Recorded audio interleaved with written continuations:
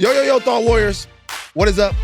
Higher Learning is on. It is I, Van Lathan Jr. And it's me, Rachel and Lindsay. So Don Mattingly's best year that he ever had was 85, in my opinion. And in 85, it looks like Don Mattingly hit 35 homers, 145 driven in, 324, although he had 343 the year before. OPS, the next year he actually had a better OPS. OPS 939, 967 the next year. I'm not sure. At his peak, he certainly was a Hall of Famer, but I'm not sure if Donnie Baseball is a Hall of Famer or not. 2,100 hits, 222 homers, one AL MVP. Anyway, but maybe he should be in. Rachel, what are your thoughts?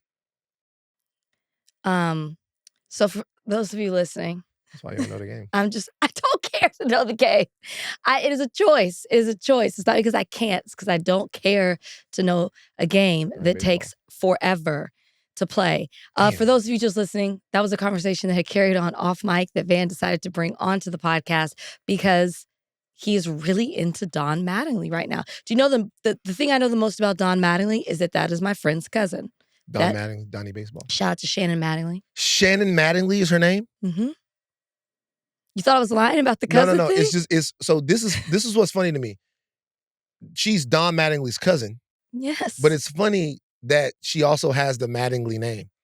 Why? Because it's like, I would expect her to... Do you not meet cousins that normally have the same name? No, but when the cousin is somebody famous, you normally don't see them have the same name. Fair. Because she goes somewhere, because her last name is Mattingly. You've met Shannon before. So if you see Shannon Mattingly and you realize her last name is Mattingly, you're going to say, are you related to Don Mattingly? Because the name, I don't know. And she's going to say, yes. That's my cousin. Like, is it first cousin, second cousin, third cousin? I don't know if it's first or second, but I just know I saw her this week and she was like, I'm really bummed. Like, I really want my cousin to win a World Series. And I was like, Don Mattingly's your cousin? That's the first time you knew? Yeah, that's how I found out. I was like... Wait a minute. You knew her name was Mattingly this whole time, and you didn't think to ask her if she was related to Don Mattingly? No, baseball's this is not... what the fuck I'm talking about. But what are you talking about? Baseball is not top of mind for me. If her name was Shannon Prescott, 100% I would have said, oh my God, are you related to Dak? That is such a more generic name to ask her. I would have said that, but baseball, she could be related to Dak. She's white. She's white. That nigga biracial. So is Don. White. Don is biracial? White. Oh, shit. I was about to say. If Don was black, I was about to start rooting for him more. Don has, he can't get over the hump with the World Series. He literally is World Series cursed. He retired from the Yankees, and then the Yankees went on an unprecedented run of winning World Series.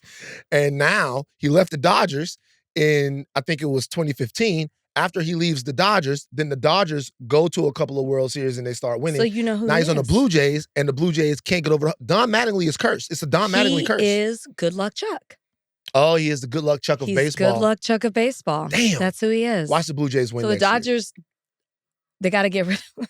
And not the Dodgers, I mean the Blue Jays. He have to let him go. No, I mean the Blue Jays. They got to let him go. He stepped away from the Blue Jays. He left. Oh, really? Yeah, that's what I was reading. That's Donnie Baseball, Don Mattingly. So guys, I don't know. It happens. What if he's like, what if people have caught on to this? And so people are like, we need Don Mattingly on our team so that we can have him there and then send him away so we can win a World Series. What if people are on to this?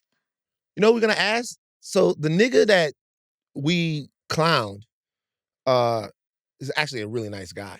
His name is Jesse. He does a Toronto sports show. He's going to be on the show later to confront you about your take. Just my take? Yes. Because I have no empathy. He's going to confront you.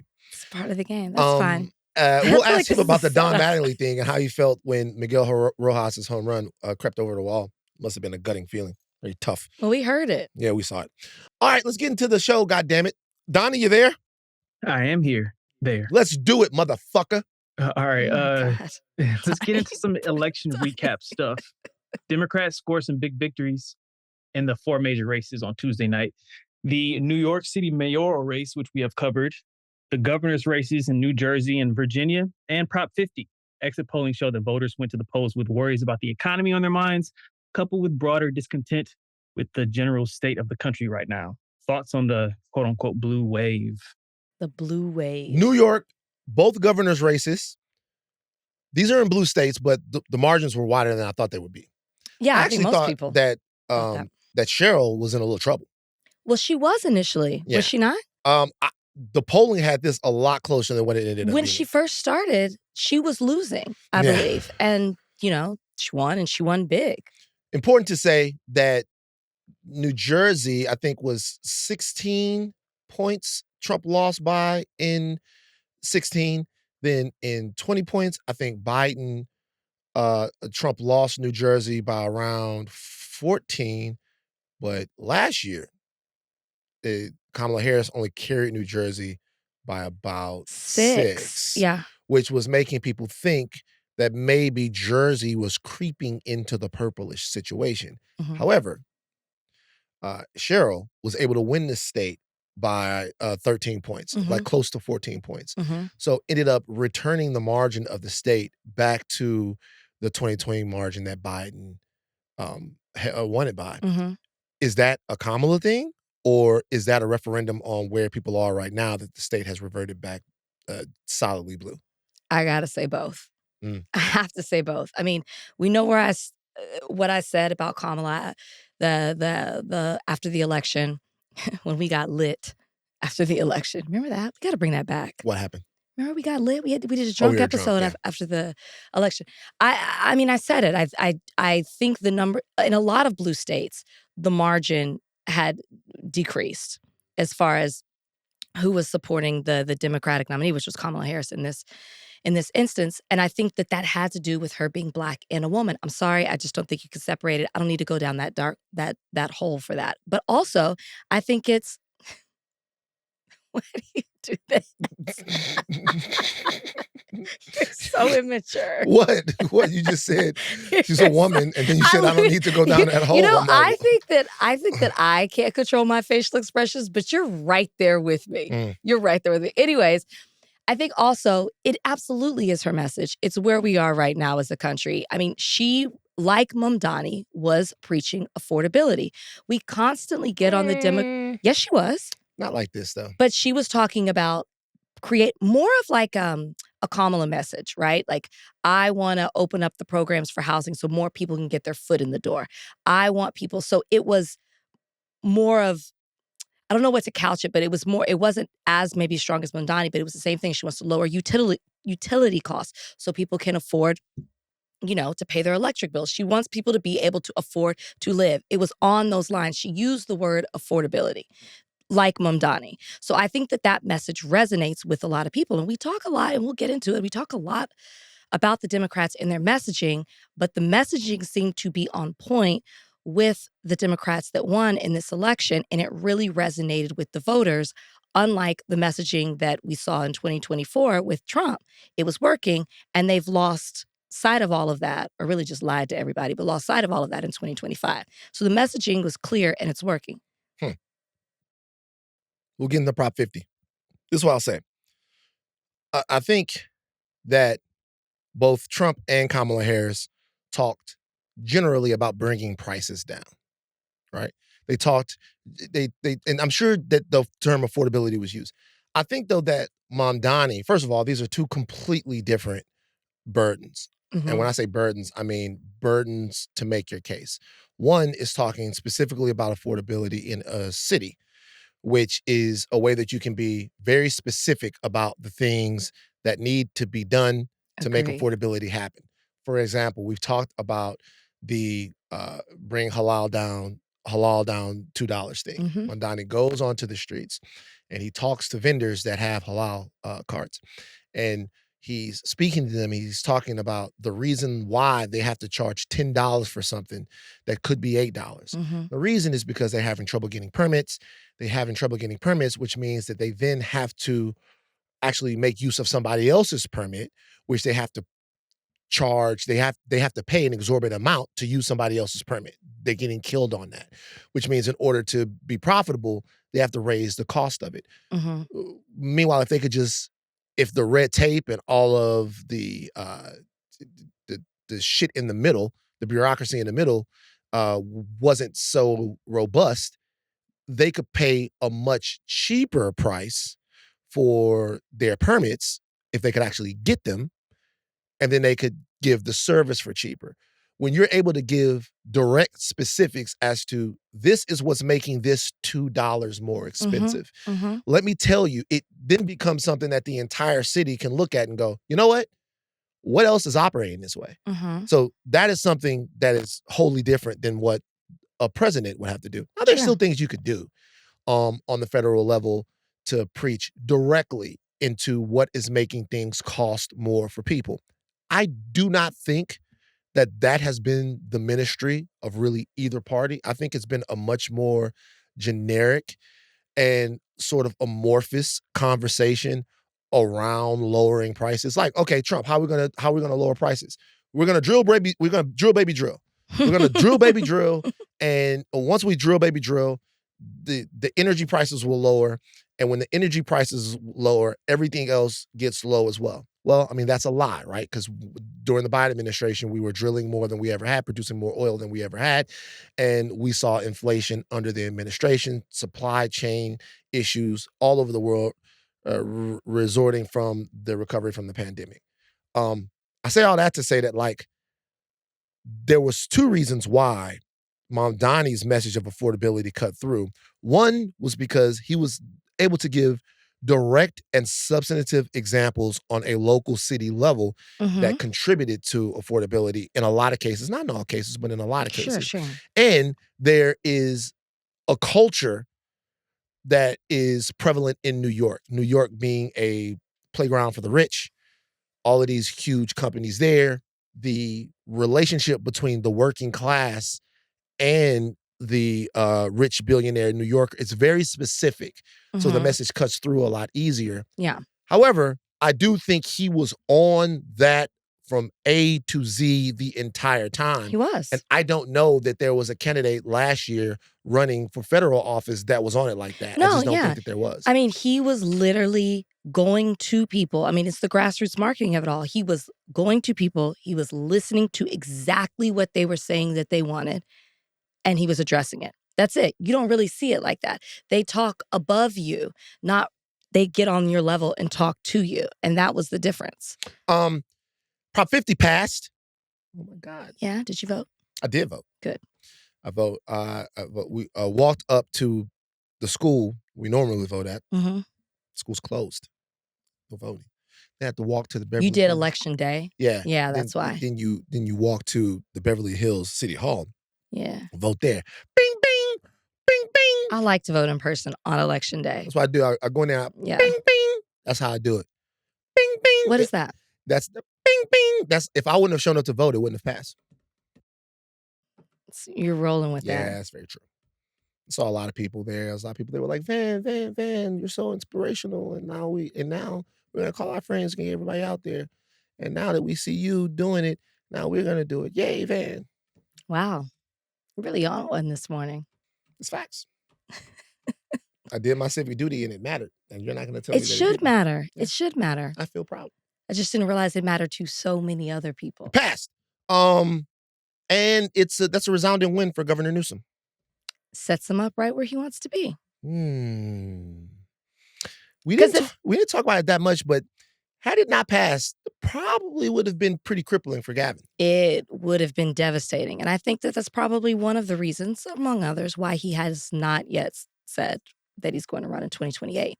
He needed this. What he's doing is working. And now we've seen Wes Moore be a lot more direct. As far as the fact that he's looking at a redistricting situation as well. And there are now going to be all different types of political maneuvers and machinations as the Republicans and Democrats fight for national power. Trump melted down and has continued to melt. And he's done something I've never seen him do before. Which is? Dick ride. Not on a person. I've seen Trump do a little bit of dick riding, right? You see him dick ride Putin a little bit, right? But I've never, ever, ever seen Trump do this. He's never dick rided a Democrat. Who is he dick riding? Mamdani. Or Is he dick riding Mamdani, or is he dick riding Mamdani's concepts, strategy, words? Quick story. Okay. We know it's not going to be quick. Okay, I apologize to the audience and everybody that's listening. Okay, go for Quick it. story. So there was these two niggas at Southern University. Mm-hmm. I forget their names now. Let's name them. I can't remember their names. Okay, Bert and Ernie. Maybe they were, let's call them Bert and Ernie. But in like 99, and if you can remember these guys' names, if you were on the yard in 2000, 99, 2001, but we had like two fashion niggas. We had a lot of fly guys that dressed up. It was Pretty Wednesdays on the yard. Okay. So you, on the yard, Pretty Wednesdays was when you dress up. All right, so everybody would dress up and be on the yard. It was cool. What'd you wear? I used to be in there. I used to get the little, I had my little flesh shoes with the little buckle across of them. Okay. I would go to Dillard's, get my little shit. I would be up there Pretty Wednesdays. You had to be in the yard on Wednesdays. Everybody was there Pretty Wednesdays. Okay. But there were two guys on Southern's campus that were legitimate fashion niggas. Every day was Pretty Wednesday. They were dressing, okay? And sometimes it would be shit that we wouldn't think to wear, or we would think the shit was kind of out there. Mm-hmm. It's like this one dude would wear like a SpongeBob SquarePants shirt with some distressed jeans, and he was really pushing the limits of fashion. I'm not talking about a pressed down polo or a dress shirt, shit that we thought was fly. Mm-hmm. These guys were pushing the limit. So one of these dudes one time took part of his jeans, mm-hmm. and he ripped off the part of the jeans at the bottom, mm-hmm. and he made a little bracelet. Well, he took the jean and he made two slits, and he put his watch. Oh. And he had like the denim around the thing. Okay. And I'm not gonna lie, for niggas that like to dress, like Ian and Gino and them, their minds were blown.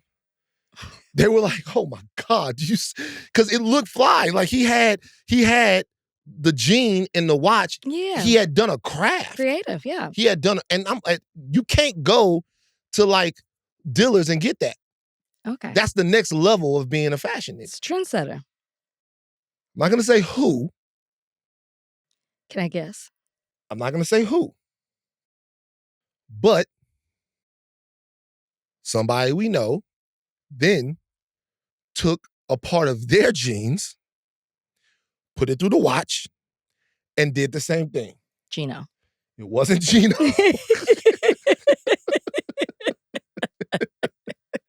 It wasn't Gino. It wasn't Gino. This is my thing. Even though this person was close to us, we was forced to call out the dick riding. Because it's not just that you went and got a fly watch. You took his exact motion, the shit that he was doing, put in the watch in the jean, and you did the same thing. That's some shit that you hadn't thought of. The next man thought of it, went like this, then you took it, and you did the same thing with the watch and the jean. This is what Trump is doing. Trump took Mamdani's jean watch thing, and he's doing the same thing. Now it's all about Versace. You copy my style. Actually, And what I'm saying is, might it be good for America? Sure, it could be. But I've never seen, this is a watershed moment. I've never seen Trump dick ride a Democrat in this direct way. Now, Mike Johnson, he's probably done some dick riding in his day. All of these people that I'm seeing come out and get right on the horse and dick ride, and this shows, this is fundamental. This is fundamental. Normally, in the history of Trump, people have followed him. People now say fake news. Gavin Newsom, for all of the rabble-rousing he was doing on X, that's following Trump. Trump is normally the trendsetter in these situations. But I've never seen him, particularly with a domestic Democrat, a DD, I've never seen him ride a wave. This is the first time, and I find it interesting. It is interesting. Sorry, Gino, that I called you out. Wasn't Gino. I don't think, no, that's what I said. I'm sorry. I don't think that situation is dick riding, though. What situation? With the what? Yeah, like he saw something he liked. It's Whoa! I guess I don't consider fashion dick riding. Let me give you an example of something that happened to me in college. My cousin and I we went to Texas. We went down to Baylor. We used to go down to Baylor because Baylor had a homecoming and we used to have a good old time. A lot of my homeboys from Dallas played at Baylor. We went down to Baylor and we met this guy and in the group of friends, and he had like this back tattoo, right? Had his name, big letters on the back tattoo, was muscular. And we were like, wow. Like, I don't know why. We were just like, that is so attractive. We hadn't seen anything like that. Come back to Texas. I was dating somebody and we're talking about it. Probably wrong of me, but we're talking about it, right? We're talking about like this guy that we saw with this back tattoo, blah, blah, blah, blah, blah. Within the week, the guy I was talking to had the same back tattoo. That is dick riding. That nigga. that is dick riding. That nigga pathetic. Okay. That nigga that you was dating, this says so much. That nigga that you was dating, I don't want to. It's pathetic. Maybe I shouldn't have thought this. Whatever. I don't give a fuck if he watching this, bro. Please, bro, stand up. I think he learned to regret it. But that's pathetic. I remember he changed we were like, his body. We were like, that is extreme. Like if he had done the slit watch with the jean wrap, I would have been like, okay. But a permanent. Like I mean, his granted, girl he got his saw own on name. another guy. It's just my fault. First of all, it is like that his girl saw on another guy and he went and got it. That's I was pathetic. like, whoa, it's tattoos. Like I thought that was such a cool tattoo. You know, I wasn't like talking about how fine he was. I was like, this is a cool tattoo. My cousin was, but then he got the same tattoo. Nah, that is the CTE. ultimate. He was a football player. He was. They both CTE. were CTE. Big time. they Big time CTE. I think that's what it is. But you were right. To your point, I can see Trump saying, even though Trump used the word affordability, which to your point, very interesting. I can totally see him saying, but I did this first. I just talked about the economy. I talked about the economy. I talked about how I ran on a platform of, I could just see it. I could see the switcheroo. I ran on a platform of I was going to fix Biden's terrible economy. I was going to lower prices. I was going to lower inflation. I was going to do all these things so that you could afford to live in this country without using the word. Watch, he's going to say using my lingo, okay? You're using my lingo. Affordability. I'm telling you, you're right. This is a watershed moment to me. I'll say something else. By the way, I couldn't disagree more with the pants and the cutout jean thing. I mean, it's not like a hanging offense, but it is like that's something direct. That's ingenuity. The worst thing to dick ride is ingenuity.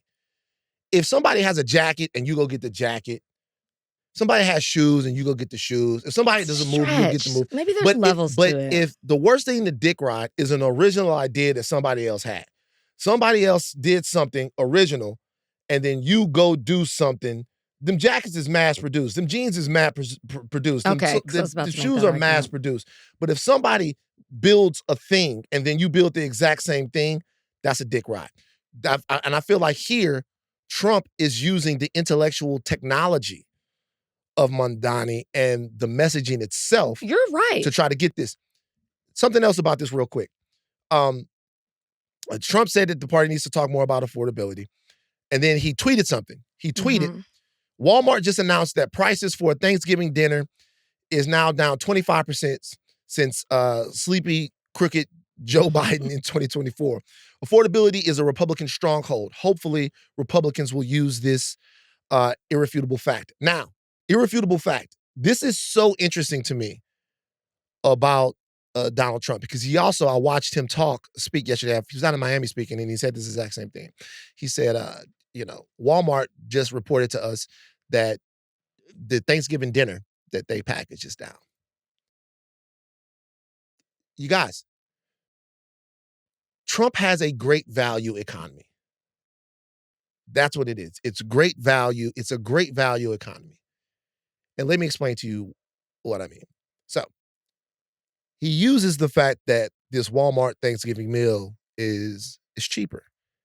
But he's assuming that you're too stupid to be at all inquisitive about how it's cheaper. So, Walmart puts this Thanksgiving dinner together. This is what you should buy for Thanksgiving.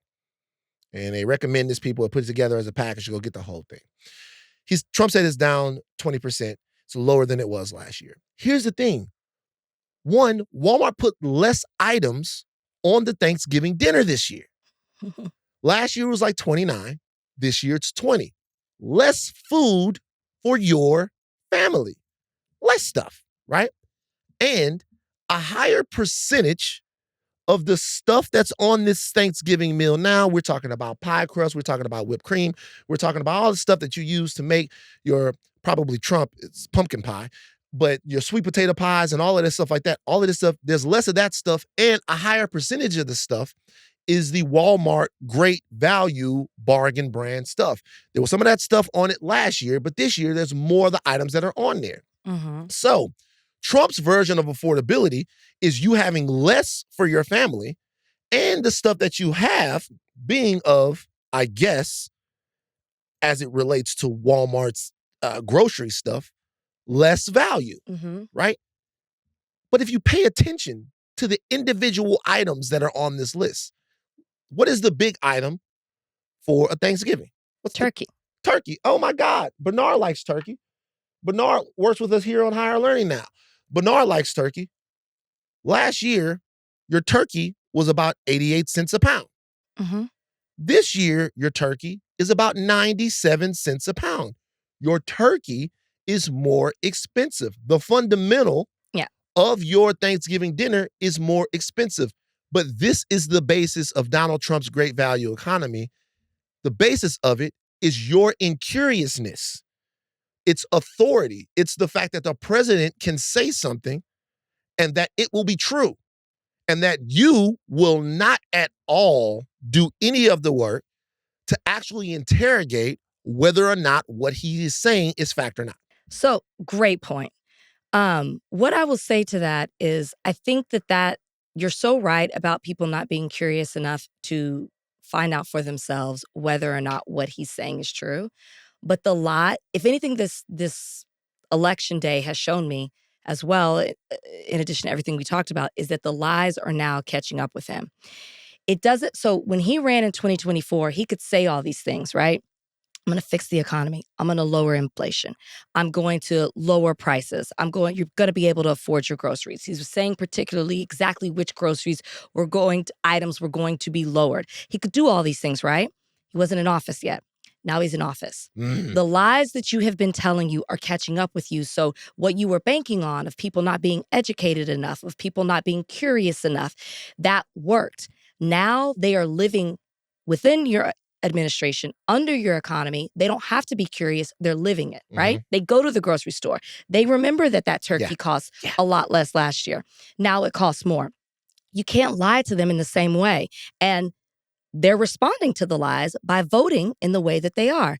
They watch you give all these tax breaks. They watched you build this big, beautiful bill for people who are not situated in the same way that they are, lying to them that money and these breaks that you're giving them will trickle down to them. And now they're losing. And you said all of that, right? Tax breaks definitely happen for the rich. What happened to them? They lost their health. Their possibly health insurance is going to go up. They're losing their Medicare, their Medicaid. They can't afford housing. Child care is an issue. They can't afford groceries. Gas is up. All of these things are happening. They're living it. So to your point, you're right. The curiosity doesn't even matter anymore because they're living under your administration and they're completely impacted by it. So it's like Trump, he has to talk about affordability at this point. He has to try to change his message because what he was preaching before isn't working because the reality isn't matching the message. Absolutely. And this is why it's important for as much success as the Democrats had this past Tuesday. And it wasn't just those big mayoral races. It wasn't just what happened with the special election here in California. It was breaking a supermajority in Mississippi for the first time in a long time. It was statewide races in Atlanta. It was the demographics of who voted, how they came out, how young people voted, how young women voted, how young men voted. Things that the Republicans felt like they were making such inroads with. And what you saw, at least on Tuesday, was an erosion of a lot of that stuff, right? But this is why anyone who's going to be a successful political figure has to be laser focused on the specifics of these issues. There was something that happened during the Biden administration where there was almost a similar refrain at times from people who were expressing concern about the prices of things, talking about the economy that they were actually living in and living with. And during that time, you would hear people, a lot of people on the left, a lot of left media, sometimes Higher Learning the podcast, talk about other indicators of the economy that maybe weren't reflective of what people were going through in their day-to-day lives. I hope that as we have learned that lesson, that everybody else has learned that lesson, how to speak directly to people about prices that they are experiencing, about job loss, wage growth that they are experiencing or not experiencing. Because the same magic trick that a lot of people on the left tried to pull last year, the Republicans are trying to pull it this year. The only difference is one thing. They voted on it. They voted on it. They voted on it along with immigration, along with racism, along with xenophobia, along with all the other things. They voted on it. They voted on it, and they thought you had a plan to address this and change this. And that plan didn't have anything to do with tariffs making the supply chain issues worse, or having a trade war with China, or building AI data centers as large as Manhattan as he's bragging about. Is Trump reading the fucking news? Why would you brag about building AI data centers as large as Manhattan? Who wants that right now? When I hear him say stuff like that, I'm like, why on God's green earth would you stand up there with a bunch of people and brag about something that is becoming one of the flashpoint issues in American life right now, from an economic standpoint and from a standpoint of who wants to live next to a fucking data center? He's lived an entire life of being disconnected to what the people actually want. We'll see what happens. We'll also see if this message of affordability is something that politicians can deliver on with policy, and we'll see how far a lot of stuff goes. Now, Zohran Mamdani won, and Donnie, what happened on CNN? First of all, you got to give the guy the credit. He defeated Democratic Party royalty, the Cuomo's. That's a royal family in our party. Defeated them. Defeated the oligarchs and rich folks who jumped in to try to stop him, and then defeated Donald Trump. So the triumphalism that you see there is earned. A year ago, nobody ever heard of the guy. And the younger people who I'm hearing from feel a great deal of relief and pride, and they're fired up, and they feel like they've been silenced for too long. So that speech appealed to some. But I think he missed an opportunity. I think the Mamdani that we saw on the campaign trail, who was a lot more calm, who was a lot warmer, who was a lot more embracing, was not present in that speech. And I think that Mamdani is the one you need to hear from tonight. There are a lot of people trying to figure out, can I get on this train with him or not? Is he going to include me? Is he going to be more of a class warrior, even in office? I think he missed a chance tonight to open up and bring more people into the tent. I think his tone was sharp. I think he was using the microphone in a way that he was almost yelling. And that's not the Mamdani that we've seen on TikTok and the great interviews and stuff like that. So I felt like there's a little bit of a character switch here, where the warm, open, embracing guy that's close to working people was not on stage tonight, and there was some other voice on stage. That said, he's very young, and he just pulled off something that's very, very difficult. And I wouldn't write him off, but I think he missed an opportunity to open himself up tonight, and I think that will probably cost him going forward. Why'd you do this to us? You know what I found out? Why? I was looking something up, and the name Van sucks. It's a whack name. Are there other Vans that you're not down with? No, what I mean is just like overall, the name Van is very undesirable. So it is. And so I guess it's not a great name. It's been so Van Jones, don't you just want to give up the name? Don't you just want to not be called Van anymore? It's not a good name, bro. We don't have no Vans like that. We don't have no NBA ball players. We don't have no rappers, really. It's really not a good name at the end of the day. I was looking on his Wikipedia, and did you know that his name is actually not Van? What is it? He started going by Van when he was 17. His name is Anthony Jones. That's his name. His real name is Anthony Jones. Tony Jones, TJ. Where is Van his middle name? Nah. So he just invented Van? Yeah. Let me tell you something. Personally, to me, Tony Jones, that's a cold-ass name. TJ. And even if you didn't want to go by Tony, AJ. All right? It's common. It's TJ, AJ. That shit is fly. I fuck with it. Van, though, my daddy didn't even want to be called Van. My daddy went by Terry.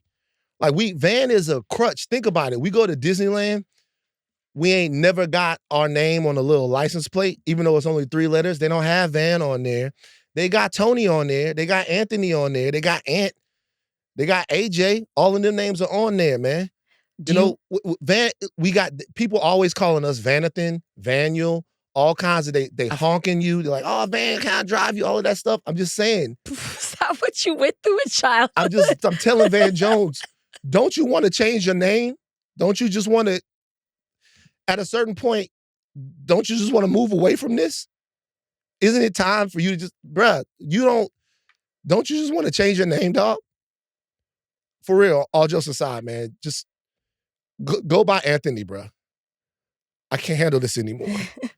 I can't deal with it. Did people come at you? I can't handle it, and I need you to get off this name, okay? That's your coworker. Look, y'all are you just getting started. I'm not saying nothing. I'm not saying nothing. I'm not being personal. This is not a personal shot. It's personal. It might not be a personal shot. It's not a shot. It might not be a shot, but it's personal. Free me of this. I can't change my name. I ain't made enough money yet. All right, I changed my name. It's almost like starting over. This motherfucker's up $100 million. Free me of this. Free me of this burden. Don't make me start singing Sweet Low right now. Anthony Jones, please, brother. That's a fly-ass name, bro. Anthony, you fuck with that. Should we start calling him Anthony Jones? Anthony Jones. We got to call him Anthony Jones, bro. Anthony Jones. And Anthony you know why Jones, it's man. fitting? Because I found it so interesting when he's talking about Mamdani and he talks about the switch up, because nobody knows a switch up better than Anthony Jones. So we might as well call him Anthony Jones. Nobody does it better.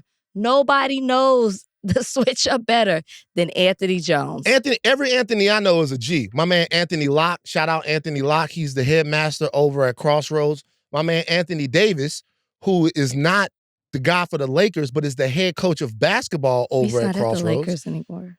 Oh, the Mavericks, I mean.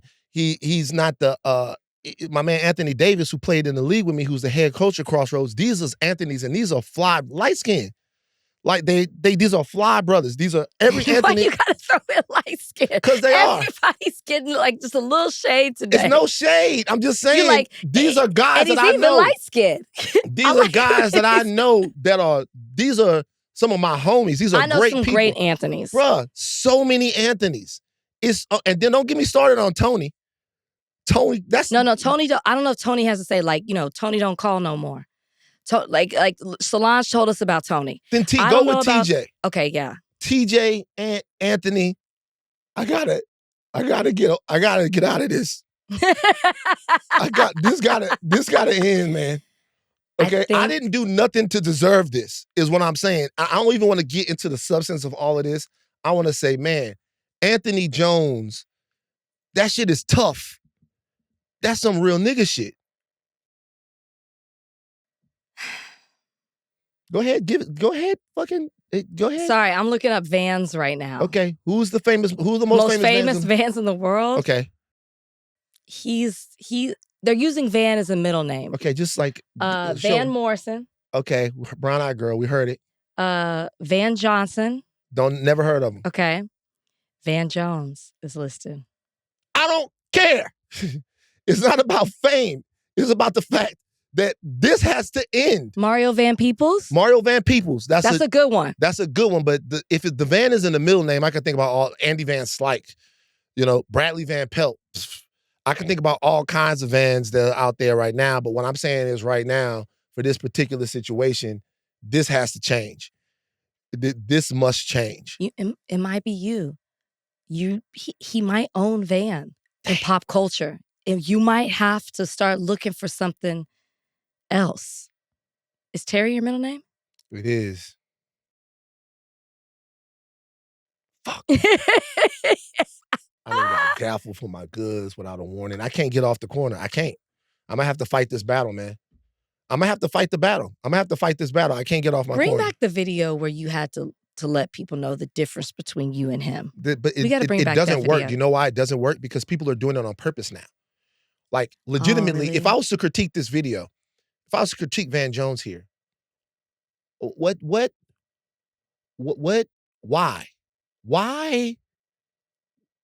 Like, why is it's always about cucking? Like, Mamdani, they took pictures of planes flying into buildings and made it seem as if that was going to be New York if Mamdani was elected. I watched and listened to his whole speech. After Van Jones did that, I already watched and listened to the speech. I went and read the transcript on The Nation. Yeah. It's a great speech. A great speech that had to do with what New York is, that had to do with recognizing people's humanity. A fantastic speech, but a speech that in no way bowed his head to the same people that dehumanized him, that offended Van Jones. It offended Anthony. What the fuck are we doing? Please, God, please free me of this. Please make Anthony Jones a thing for the love of Christ. Ed Jones, AJ, Tony Jones, please. I just don't. People see Van. It's like they know who you are. They know who Van Jones is. But when it comes to like writing out the name, they cannot separate the two of you. And that was really shown with Memphis Bleek. Yeah, Memphis Bleek, I give a pass though. No. I get it too, but I'm just saying it's so easy to confuse that I'm rooting for you. I hate this for you. I really do. I really do. You got good Rachels, man. Because we know you got Rachel McAdams, nigga. I got Rachel Dolezal. Stop. That's kind of a what? What you mean? Van? What? Watch yourself. That's Van Jones. That's somebody Van that Jones. At least you're trying to be with us. I'm telling you right now, I would rather have Rachel Dolezal than say it. Than Van Jones. I would. Is there a difference? I mean, at least because you could because let me tell you, you could send Rachel Dolezal on a dummy mission. You could. Van Jones not gonna go. Now he's done a lot of good work. Don't get me wrong. I'm not. Yes, we always say that because I'm not trying to be. You know what I'm saying? Like he's done a lot of good work. But you could send Rachel Dolezal on the dummy mission. You could say Rachel Dolezal the type that you could you could make her go out and do some stuff because she's trying to be down. That's useful. You can activate that. Okay, who's another Rachel? I was about to say Rachel McAdams is good. Rachel McAdams. Let's look up famous Rachels. Rachel from the Bible. Rachel from the Bible is probably the best example you can give. See what I'm saying? You waited 14 years for Rachel. Which is not kind of weird. A little bit. That he waited? No, kind of weird that no. How old was she when he first? I don't remember, but he had to marry the sister. Remember? I do. I'm just telling y'all, go back and look at your Bible, and sometimes the shit is whatever it is. You have a problem with Lala. I have a problem with celebrities who talk out the side of their neck. Mm-hmm. I have a problem with celebrities who, I guess, yes. Okay, so I sent this thing to the chat about how there was this thread. It came from Hey Salama. Hope I'm saying that right.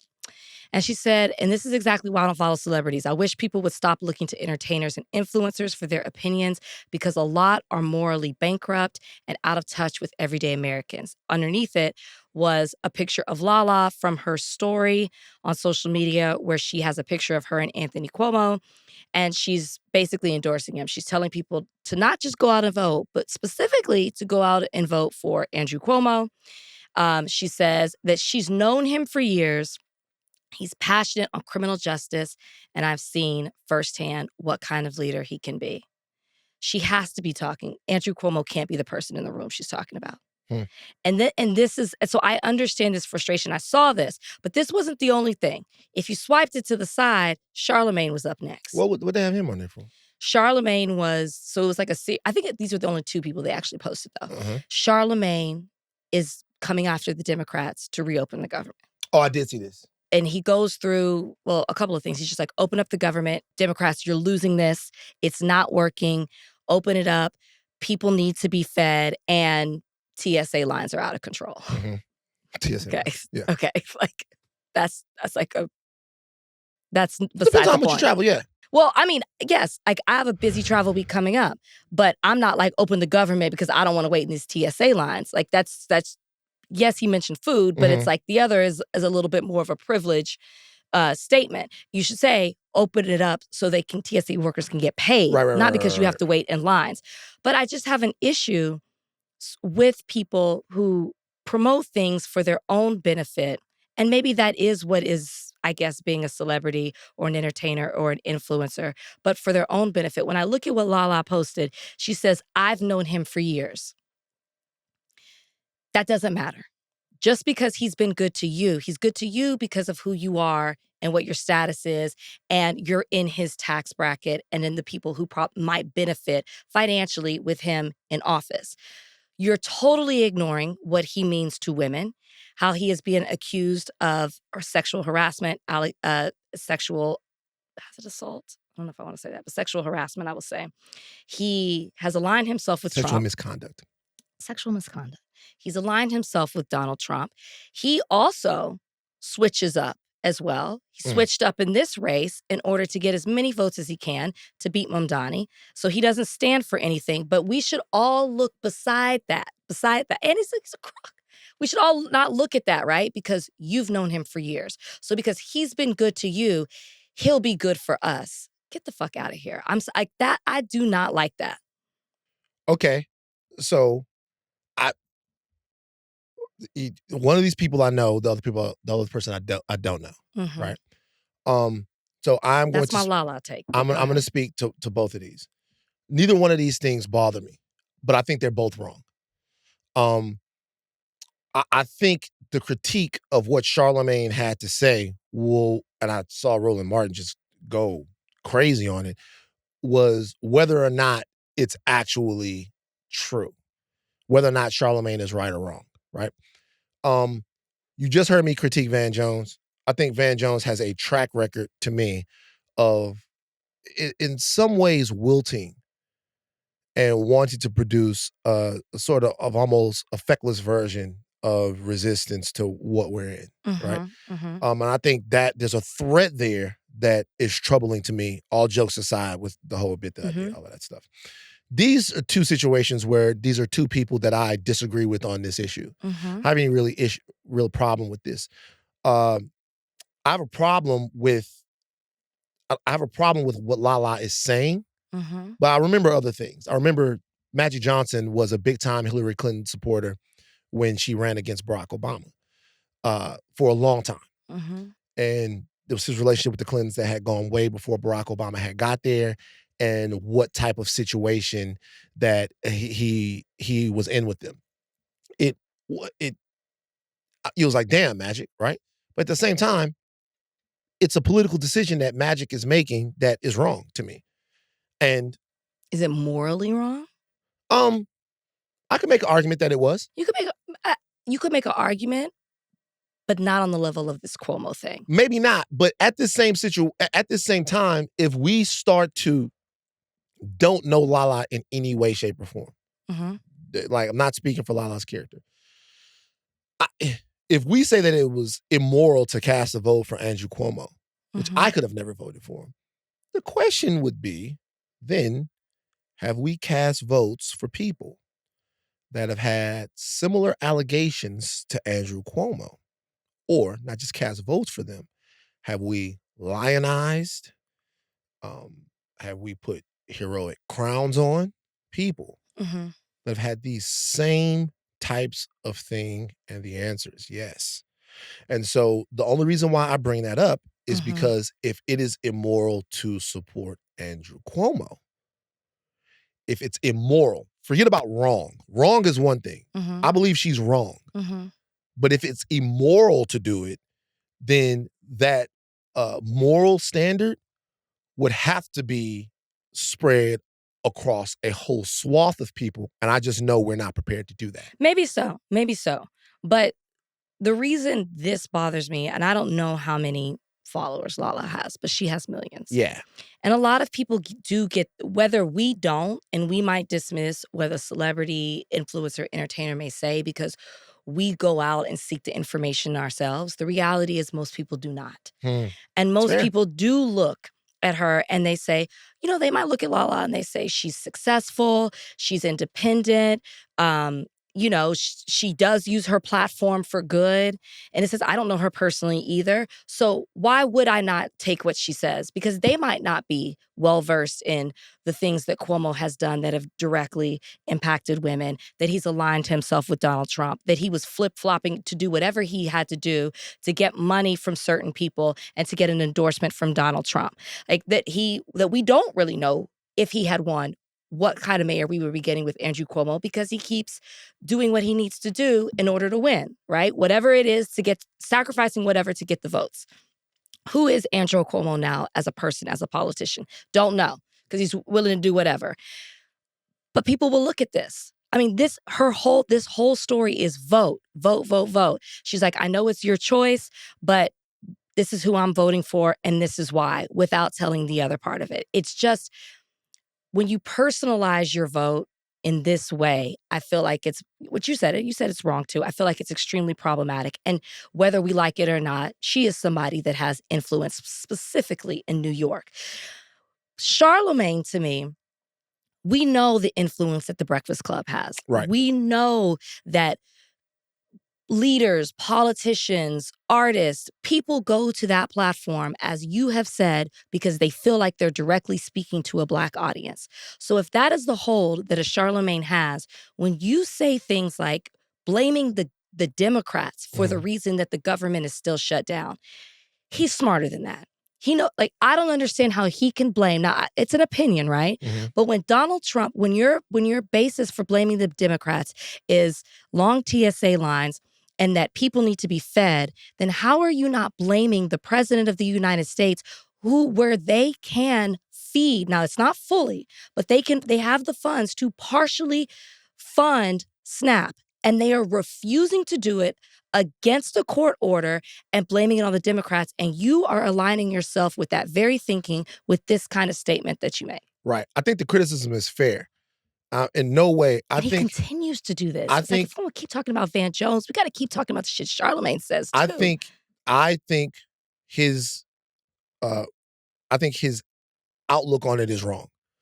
I do know one thing, though, that he took his old money and fed a bunch of people. And I think I'll just be honest with you. He took his own money, thousands of dollars, and he fed a bunch of people. That's great. And then his response coming back to that was, it didn't take as much money to feed all of these people as I thought that it would. Like, it took this amount of money for me to buy breakfast for kids or to do this for a whole year or whatever it is, right? And so what I look at is whether or not there is a correct analysis of what the problem is from Lala and from Charlemagne. A correct analysis of what's happening, because on the insurance premiums part of this, he's just straight wrong, right? He's just wrong. Yeah, he's wrong. Didn't even get to that. And Roland Martin then pointed that out. I'm okay with that. I'm okay with wrong.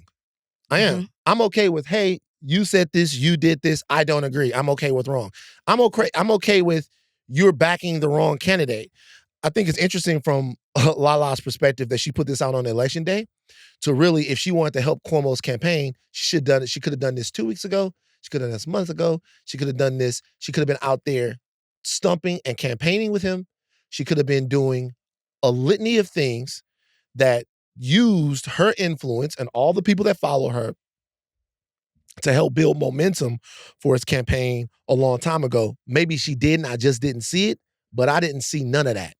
I saw a very calculated, even in the message, your vote, your choice. I encourage everybody to get out there and make your voice heard. She's saying you can do whatever you want. This is a pretty weak endorsement. It's a pretty weak an endorsement, though. It is. But I get you. And I wonder why it even if it's this week, I wonder why it happens in the first place. I wonder, like, what's the deal, right? Especially when Cuomo is about to get killed. My deal is this. We're going to have plenty of conversations with people that we disagree with. Yeah. My only direct criticism of somebody's cult of personality is when I feel like they are at cross purposes with progress about who they are and what they're doing.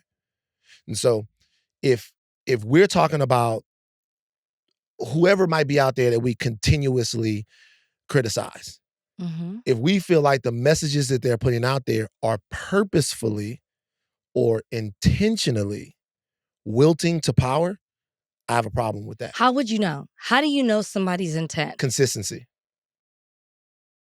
Well, some of these people we've talked about have been pretty consistent. Well, I mean, if you are consistently acquiescing to power, if you are not challenging Donald Trump, if you are not challenging the Republican Party status, if you're not challenging anti-Blackness, if you're not challenging those things inconsistently, if you are continuing to blame one party over the other. Forget about party. I don't care about party. Like, well, you just said Republicans. No, but what I mean is, I said Republicans and I said anti-Blackness. I don't care. Forget about party. I don't care about party. I don't. What I care about is, like, if in fact you choose to, if we go back to Stephen A. Smith, if in fact you choose to indict Jasmine Crockett without indicting the person that is continuously poking at Jasmine Crockett, to me that tells me something. And if I know that, like, you are popping up with Sean Hannity and you're doing all of this stuff and, like, all of that stuff, I start to wonder. I've known Charlamagne for a long time. There's no secret.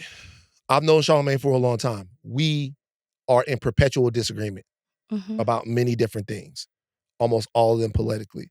I am way to the left of him. He's not a coon. I didn't say he was a coon. I know. And there's nothing about him that's like that.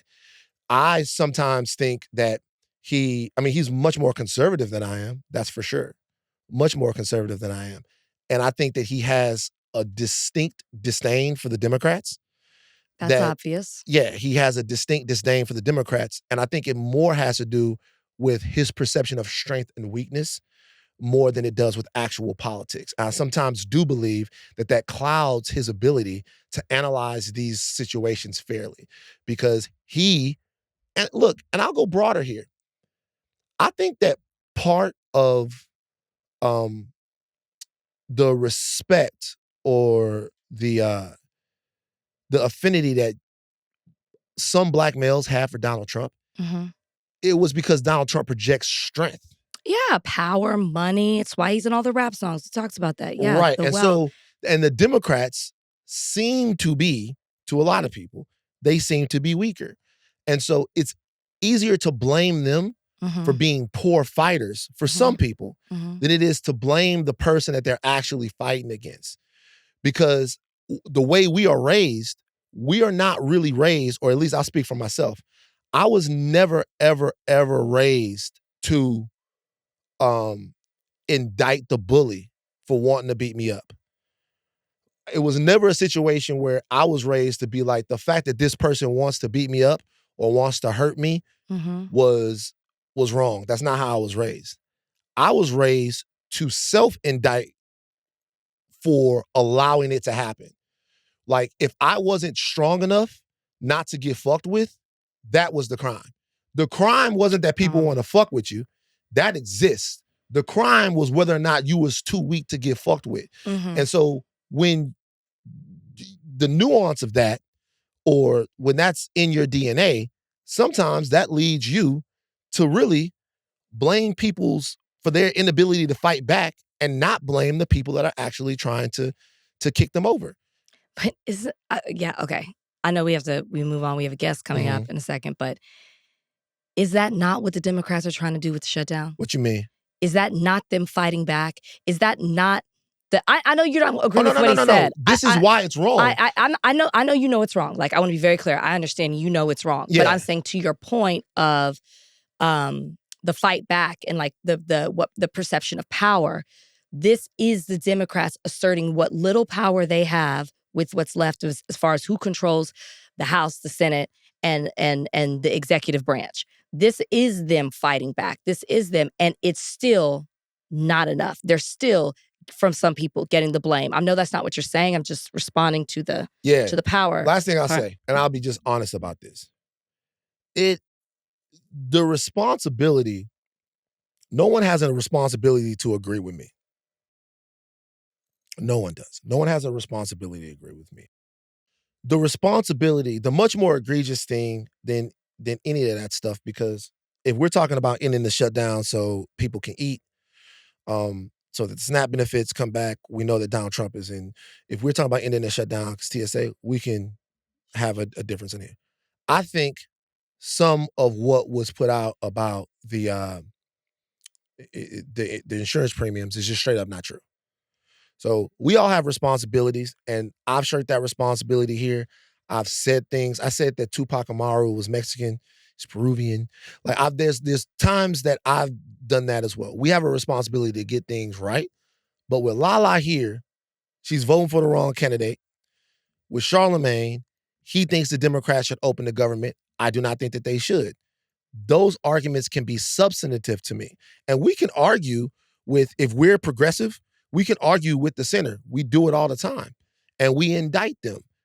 But last thing, any type of critique that I've had of Hakeem Jeffries or Chuck Schumer or any of these guys is because I think that it's twofold. One, I think that they're doing a poor job of representing the base of the Democratic Party. And two, I think that both of them are beholden to foreign interests that make them incapable of looking at these issues, to me, in a holistic way. I have no problem with your critique. I think a lot of people share it, and you're starting to hear it more. But I do think we can disagree with people on issues. Absolutely. Yeah. I just have when I see Black people, I feel like there's another level of they have a responsibility with their platform when I feel like they're saying things against the interest of the community. Why don't we just bring Charlemagne on and you can I have always said he could come on. You want to have the conversation with him? I've always said he could come on. I think save it for when he gets here.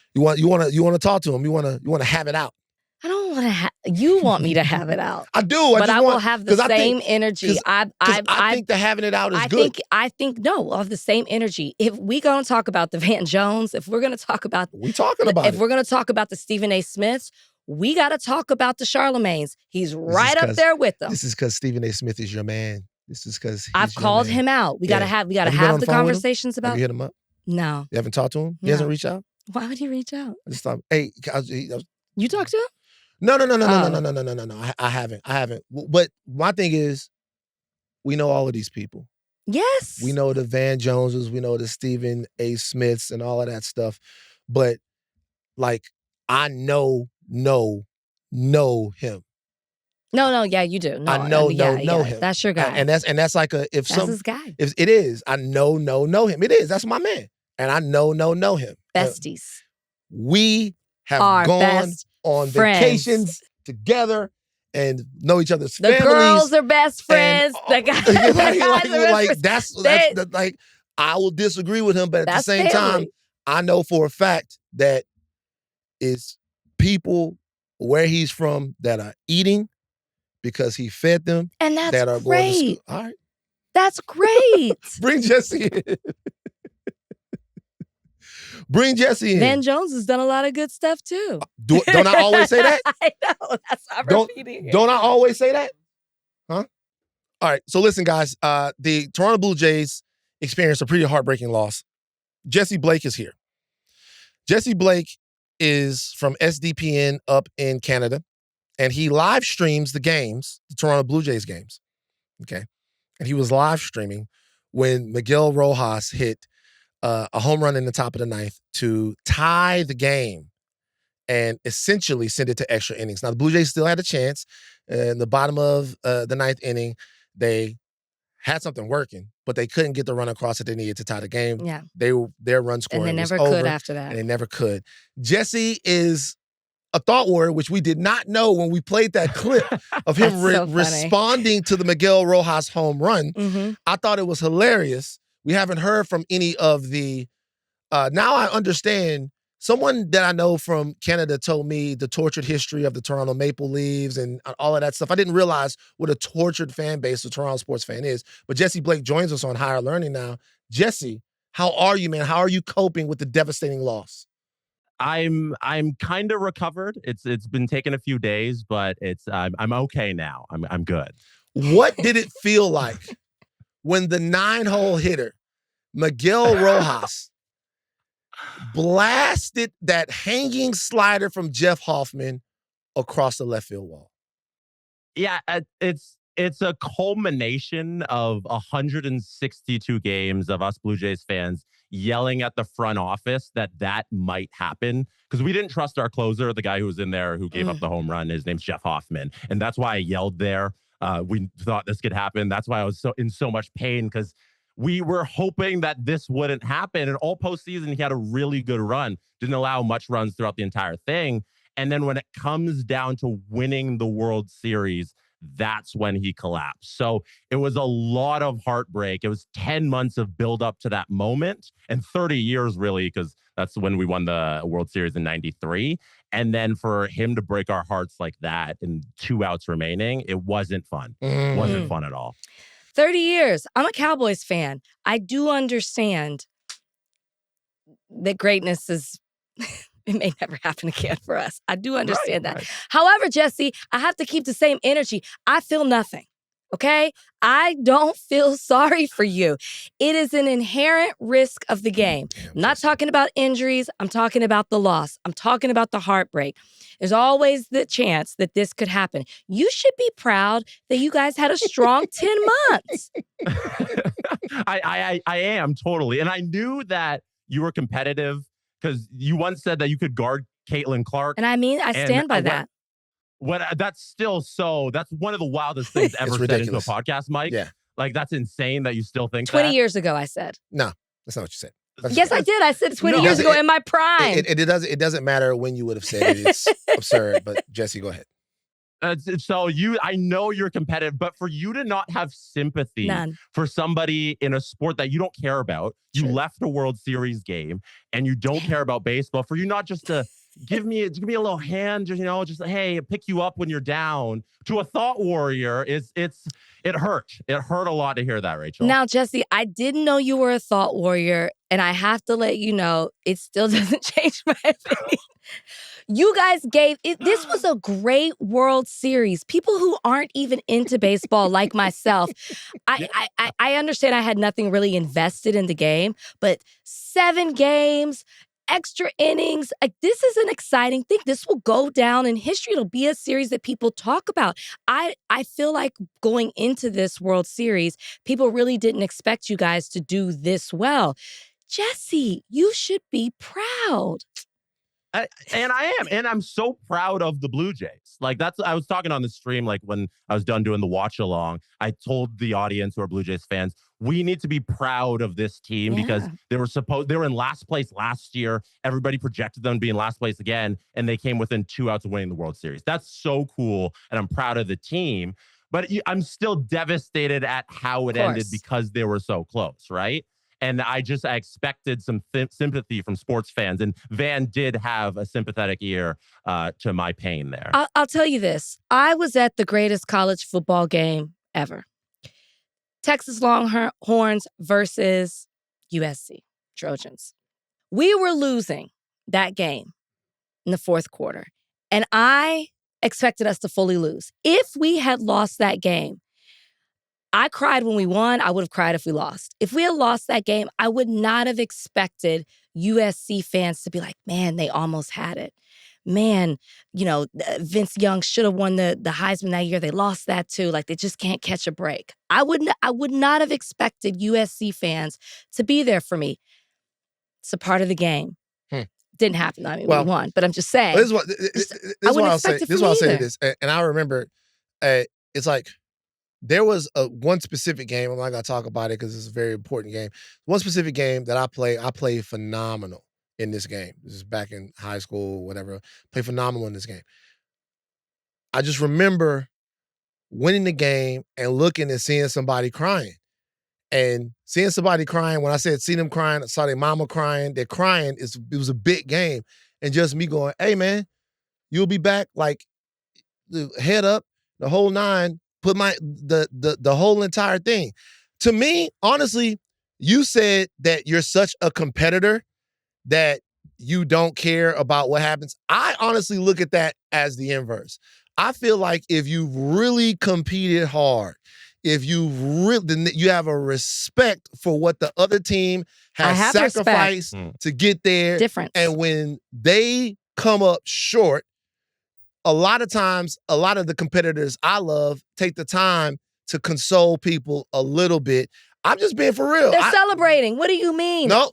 Respect. Why you're celebrating? Like what? I just think. Yeah, see your thoughts, because respect to me is different. I wouldn't taunt them during their losing. That's respect.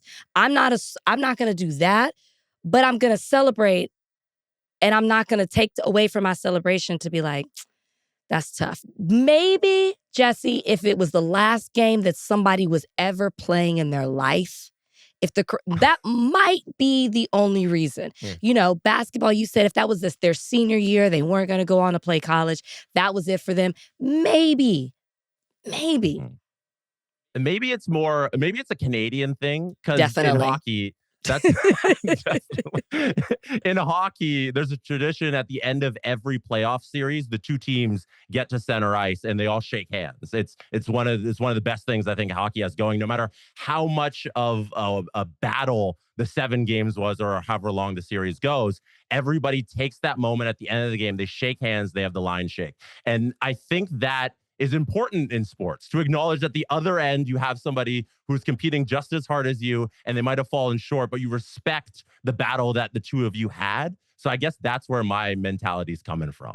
They do that in almost every sport, by the way. Like, I remember one of the biggest, LeBron was criticized one time for walking off of the court without exchanging pleasantries with people, sign of respect, sign of whatever. I go further. I just watch it and I put myself, it's just something that happens. I put myself in those people. Just gonna be real with you. If I was into the Blue Jays, like you're into the Blue Jays, like a lot of people in that mega mash, there's this YouTube, it's called Across the Fan Base, and it showed different mashups of everyone responding, and you were in there. Okay. And the thing that stood out is you were standing up and you literally said, this is the biggest moment in my life as a Blue Jays fan.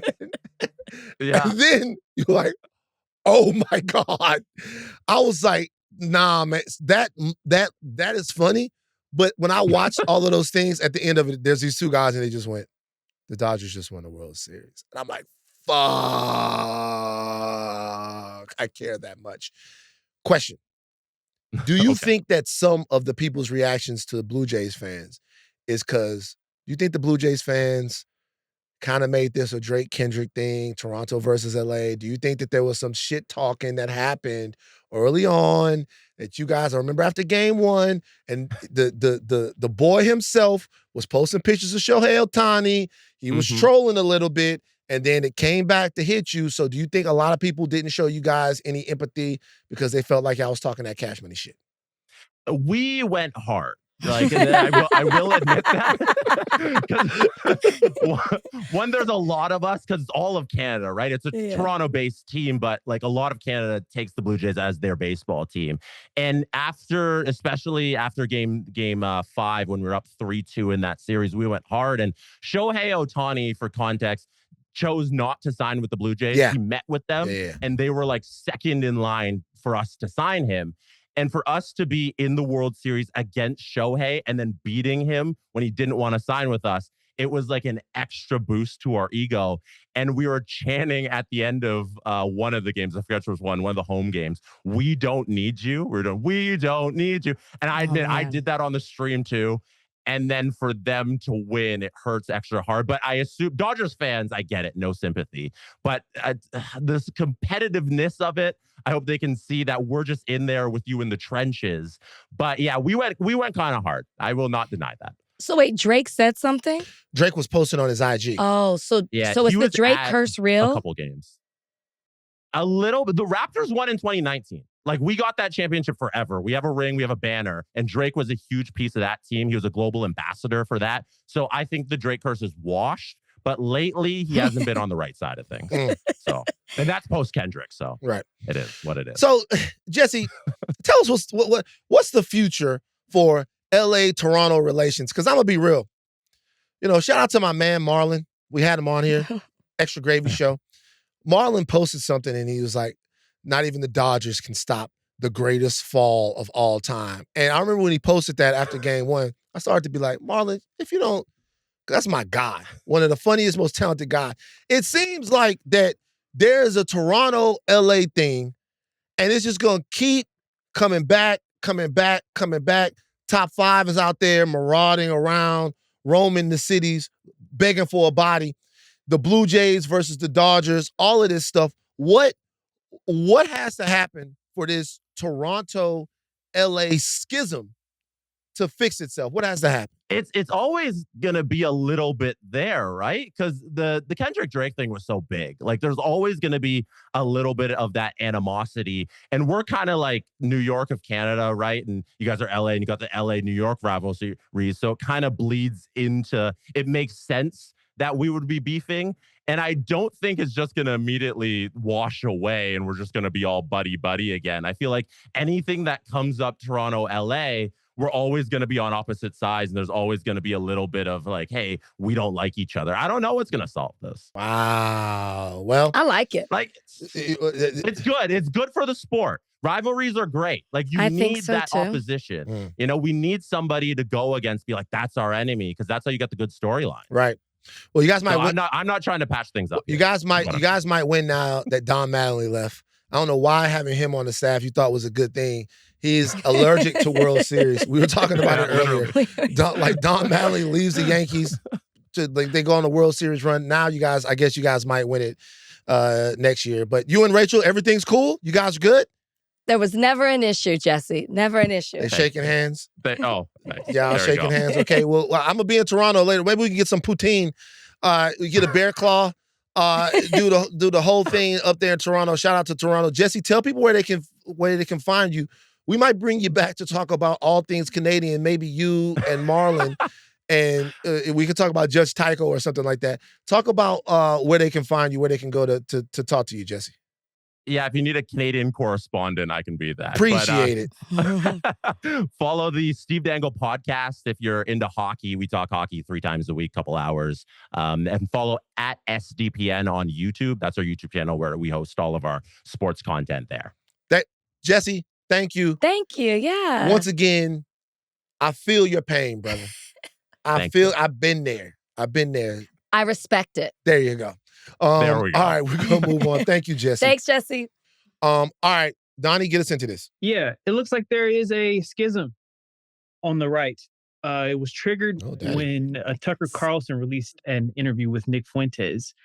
For those who don't know, he's the leader of the America First movement, who has denied the Holocaust, praised Hitler, and shared some deeply misogynistic views.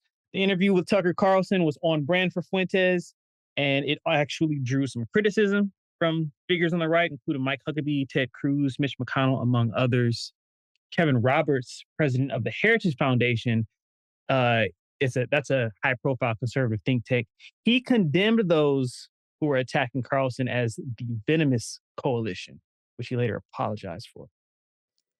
Okay, so this is something I've been watching every second of for like the last... Tapped in. I'm tapped into this. This is significant. This is a huge thing. Okay, so if we go all the way back, Nick Fuentes is the leader of the Groyper movement. You've seen Nick Fuentes. Mm-hmm. Nick Fuentes with Kanye West. Remember, he had dinner with Trump. Yeah, he is a 27-year-old alt-right conservative, Nazi adjacent, racist, all of it. firebrand that hosts his own show. I watched the entire Tucker Carlson interview. He talks about his beginnings, his start in the conservative movement, why he was pushed to the margins of it. He was seen as too extreme.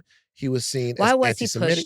To the margins? That I don't know. The way he explained it was that, and the interview with Tucker Carlson was definitely, in my opinion, part of the philosophical mainstreaming of Nick Fuentes. I agree with that. Now, a lot of people would look at this and say, you can't really mainstream Nick Fuentes. He has 1 million followers on Twitter, and he has a gigantic movement and platform. You can't mainstream him in terms of audience. But I think when people talk about mainstreaming, they only talk about the amount of people that you're talking to. That's not really what people are talking about. An acceptance of your ideas into a mainstream intelligentsia. A normalizing. Normalizing of it, a sane washing of it is what people are talking about with Nick Fuentes, right? And there's no doubt about the fact that Tucker's interview did that. The reason why that interview happened was because Nick Fuentes had called out Tucker Carlson and took a chunk out of his ass. And the way for Tucker Carlson to stop attacks from Nick Fuentes and his group was to bring Nick Fuentes on to his platform and essentially call a truce. That's what happened. But he talks about the fact that, he began getting into conservative thought early in his life. He was a teenager. He read a couple of books. And then after that, he was a part of Model UN in his high school. And then after that, he gave a speech when he was in college. And that speech was live streamed by someone who was also a lady who was getting her beginnings in the conservative movement, which then put him on the radar of Ben Shapiro, this and this, this and this and this and this. But what eventually happens is they decide that he is his contention. They decide that he is too anti-Israel to be a part of mainstream conservative thought, right? I would say that Nick Fuentes is not just anti-Israel. Being anti-Israel is one thing. Being anti-Israel is saying that there is a foreign government that you think is acting in ways that are reckless with people's lives and has an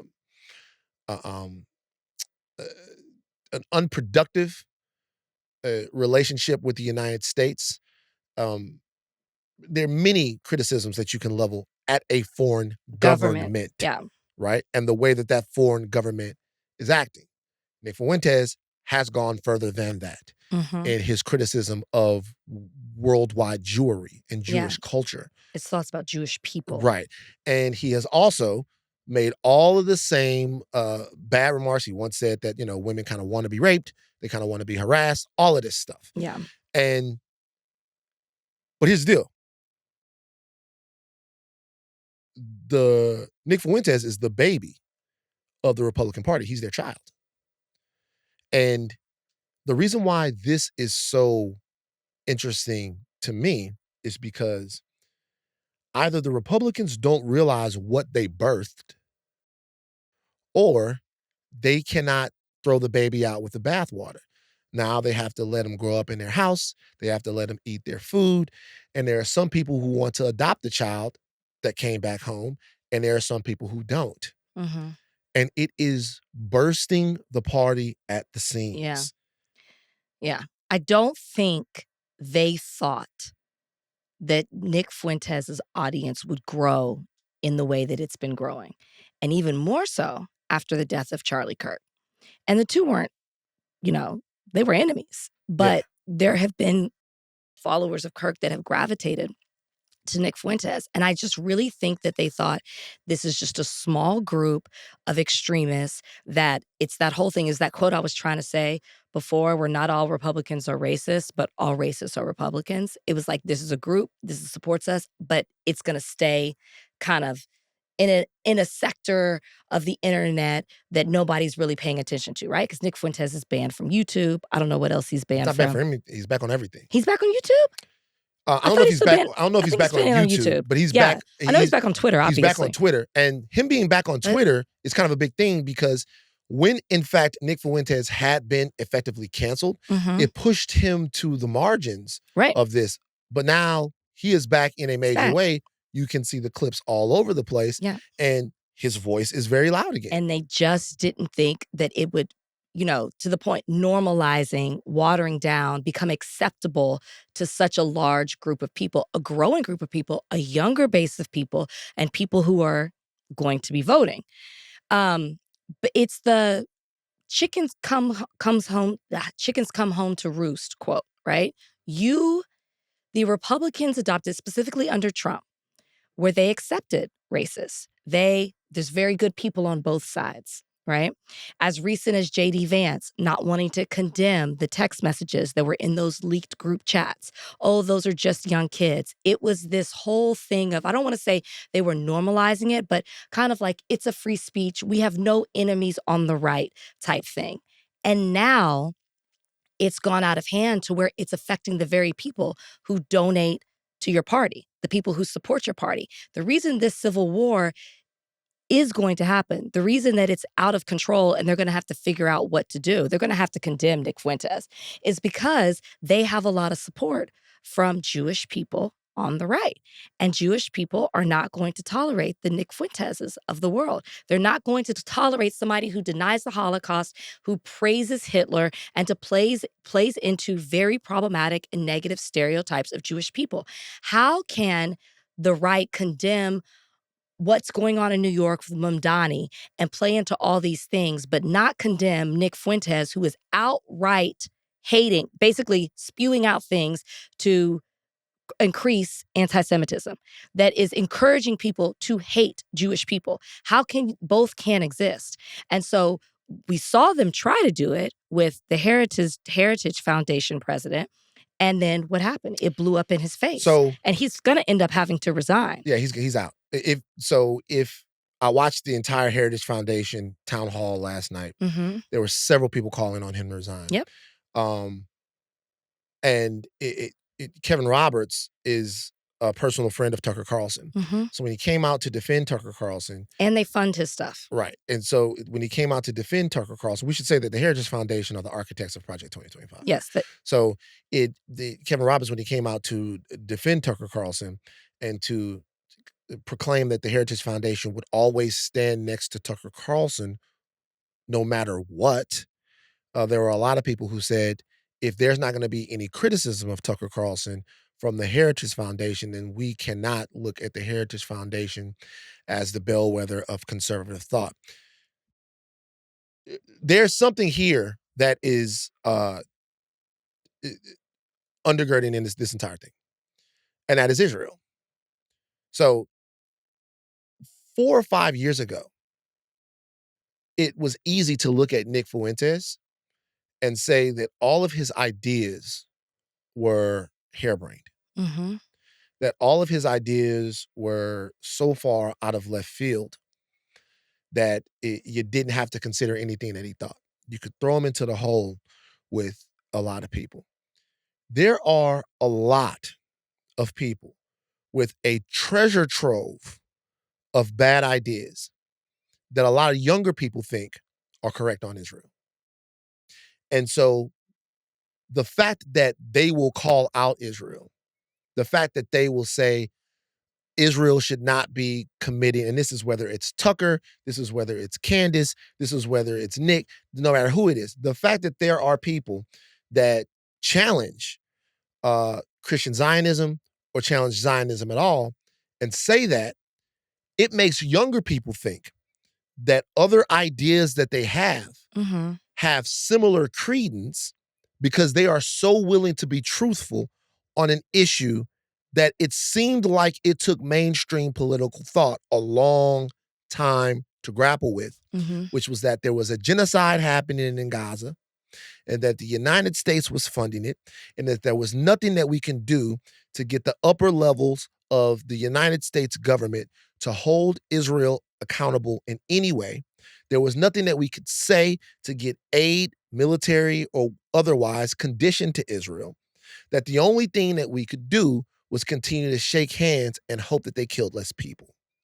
And when people got a glimpse of that, when people saw that, well, they looked at people like Nick Fuentes and they were going, like, what else is he saying?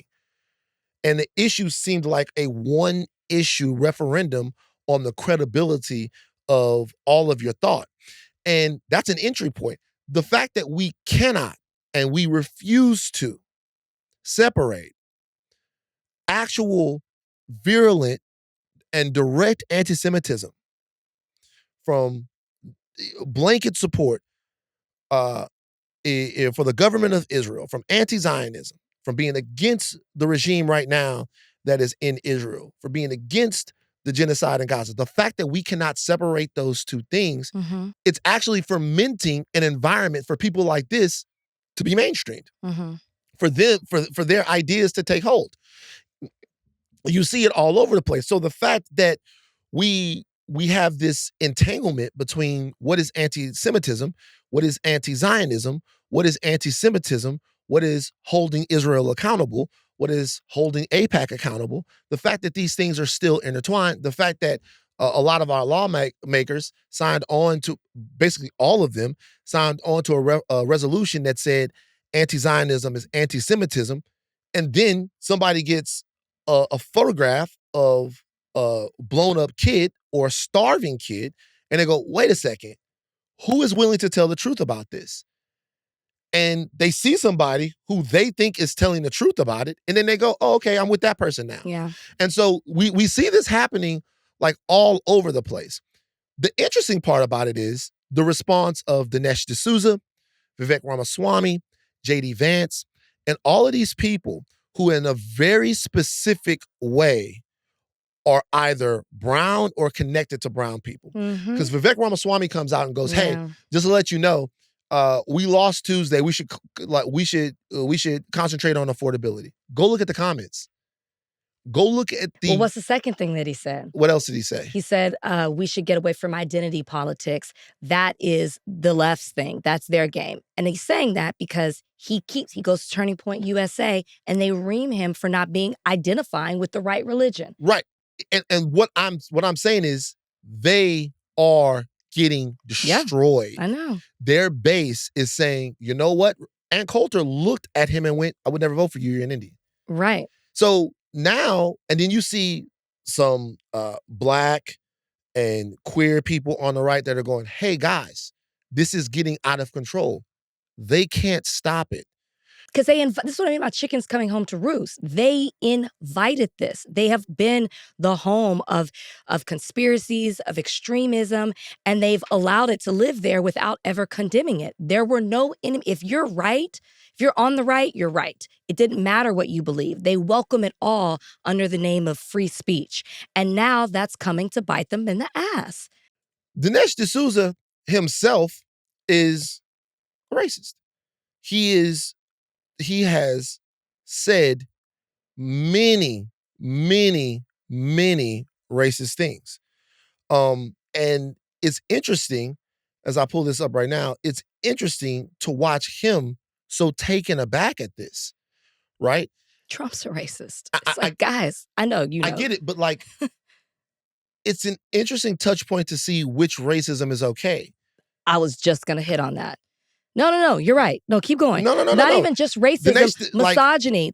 I'm looking at this right now. From February 18th, 2015, you can take the boy out of the ghetto with a picture of Barack Obama. Watch this vulgar man show his stuff while America cowers in embarrassment.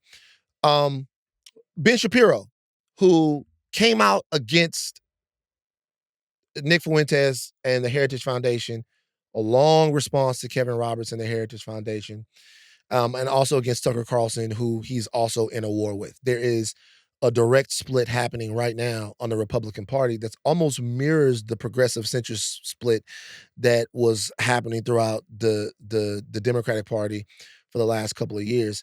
This one is every bit as bitter, maybe even more bitter. Ben Shapiro, I keep reminding you guys, Ben Shapiro trolled black people on Trayvon Martin's birthday. On Trayvon Martin's birthday, the death of a black teenager is something that Ben Shapiro took the time on his birthday for a couple of different years to troll black people on. Yeah.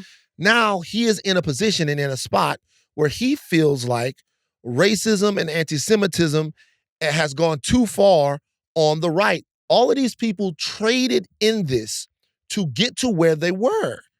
Because it directly impacts him now. We say this all the time on the show. I always say this. It has to directly impact them for them to speak out and be affected.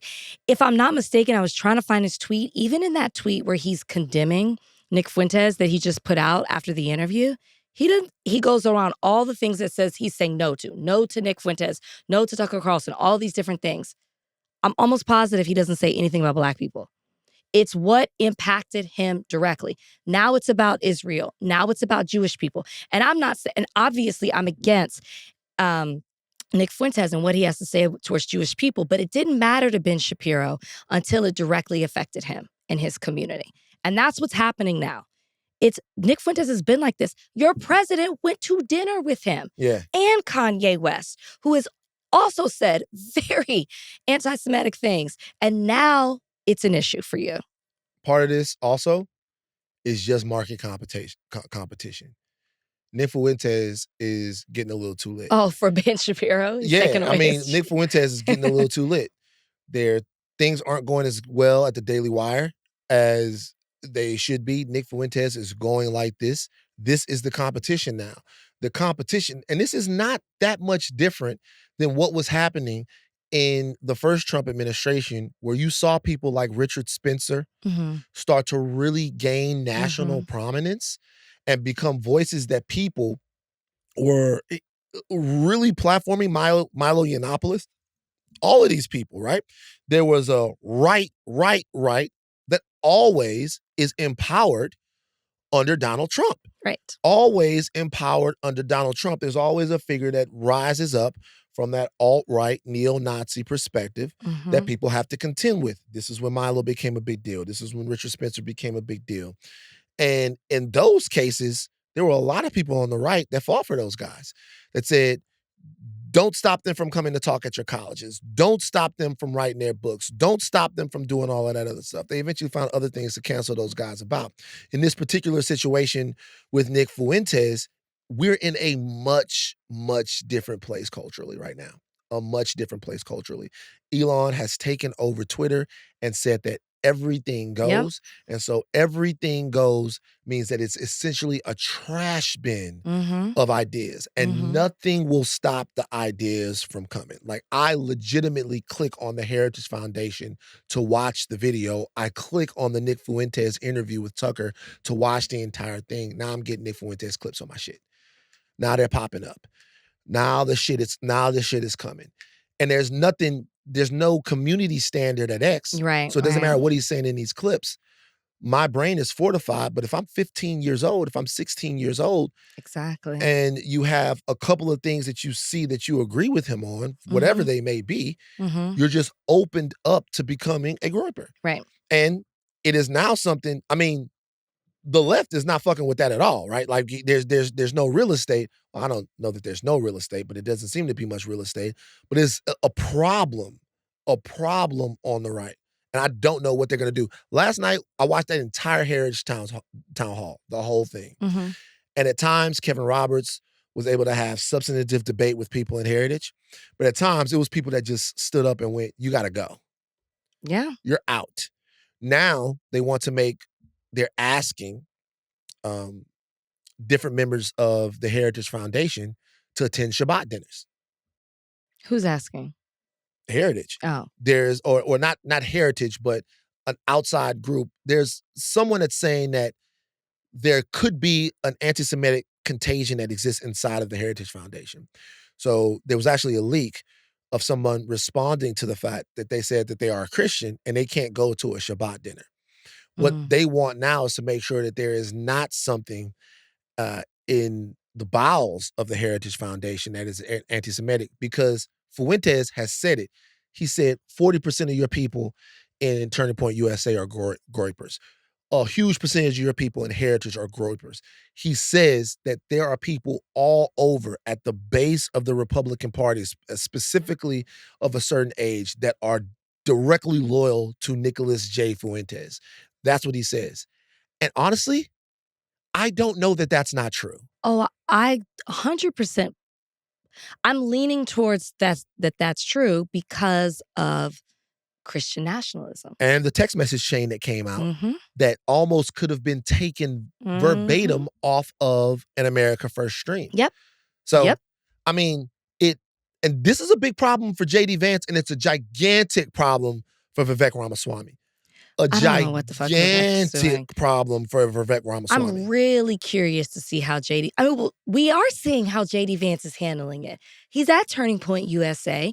He is asked a phenomenal question about immigration and about his wife and its religion. And he responds by saying, I wish she would convert.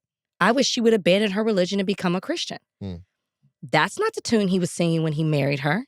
So you're already seeing him outright say things that directly contradict his wife. I wonder, and her beliefs and her values, and I just wonder how far he's going to take that.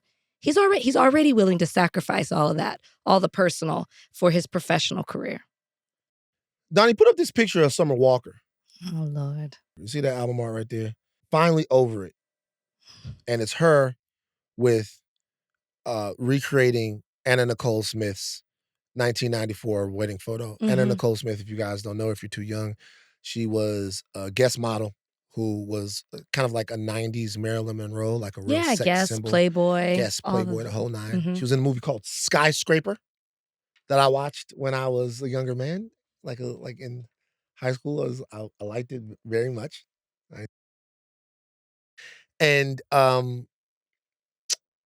so this means that maybe, and Summer's talked about the fact that she only really likes to date men now to drain them of money.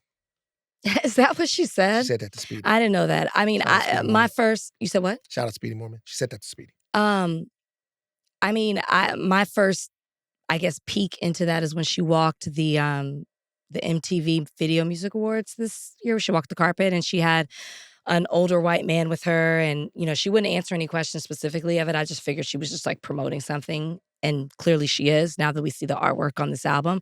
I see that she says that the album, it's called Finally Over It. It's a 2-part album about the choices we have left when true love feels impossible.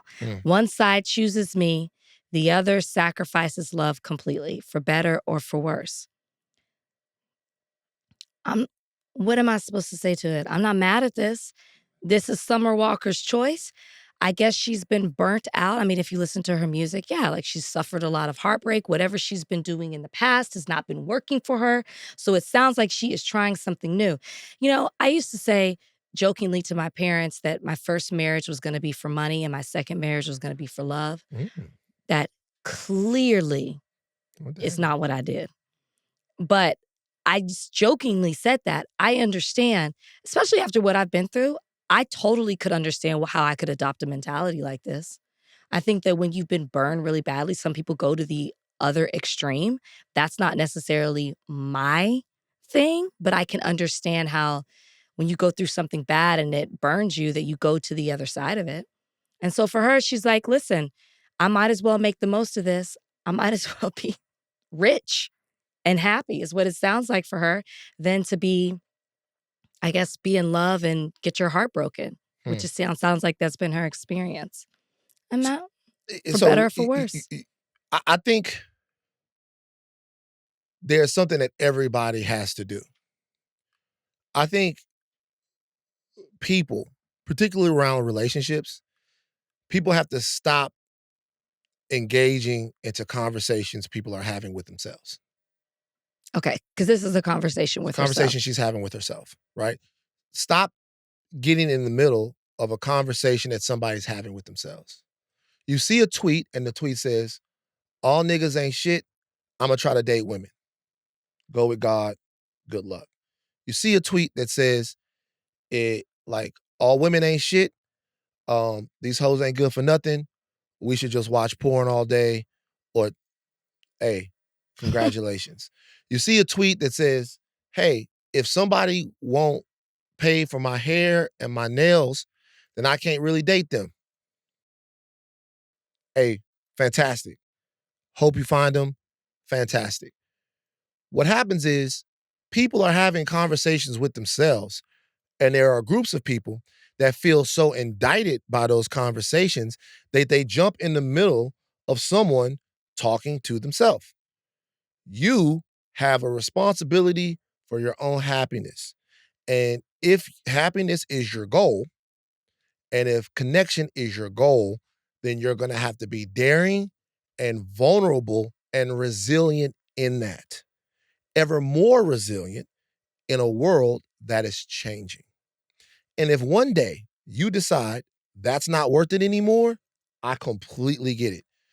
But everybody else that is allowing themselves to get triggered by decisions people are making for themselves, by reactions that people are having for themselves, you're doing yourself a disservice because you're internalizing somebody else's trauma at their situation and you're making that trauma your reality. Okay.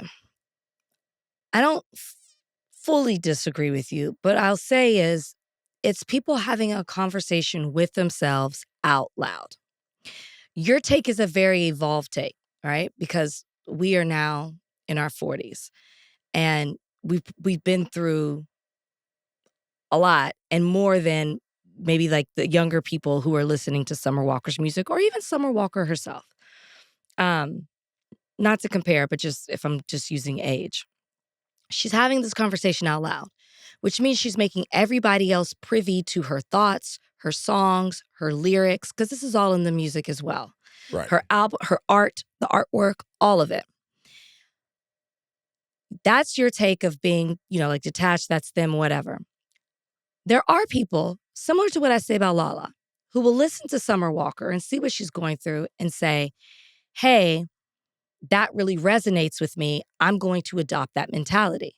So I would say that some people who respond to this and maybe get upset, it's not that they're triggered because, I don't know, maybe they're internalizing it. It might be that they are subjected to dating women who might adopt this mentality and then they feel like, or men, adopt this mentality. And so it's like, well, you're assuming something about me, the worst of me, when I haven't even been able to show you the best of me because you've adopted this mentality. Does that make sense? It makes sense that what you're saying is what I'm telling people not to do. Right. Kind of like when women are like, my man better do this, this, this, and this. And another woman's like, you know what? I'm going to adopt that same thing. You got it.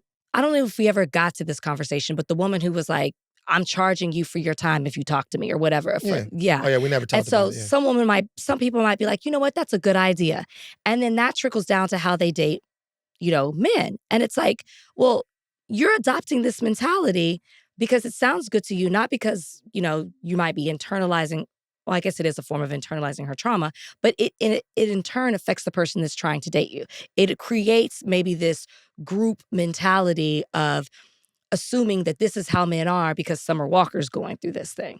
And that is so I guess I'm in essence saying what you're saying, but is it wrong for somebody? We do this all the time with music, whether it's rap, whether it's R&B, whatever type of genre you listen to, or maybe it's a something that comes out in a movie or a TV show. We do this all the time. People are saying their thoughts out loud and people adopt that mentality and they internalize it or they don't. What do we call somebody that endeavors into the gangster lifestyle because they heard it in a rap song? A poser?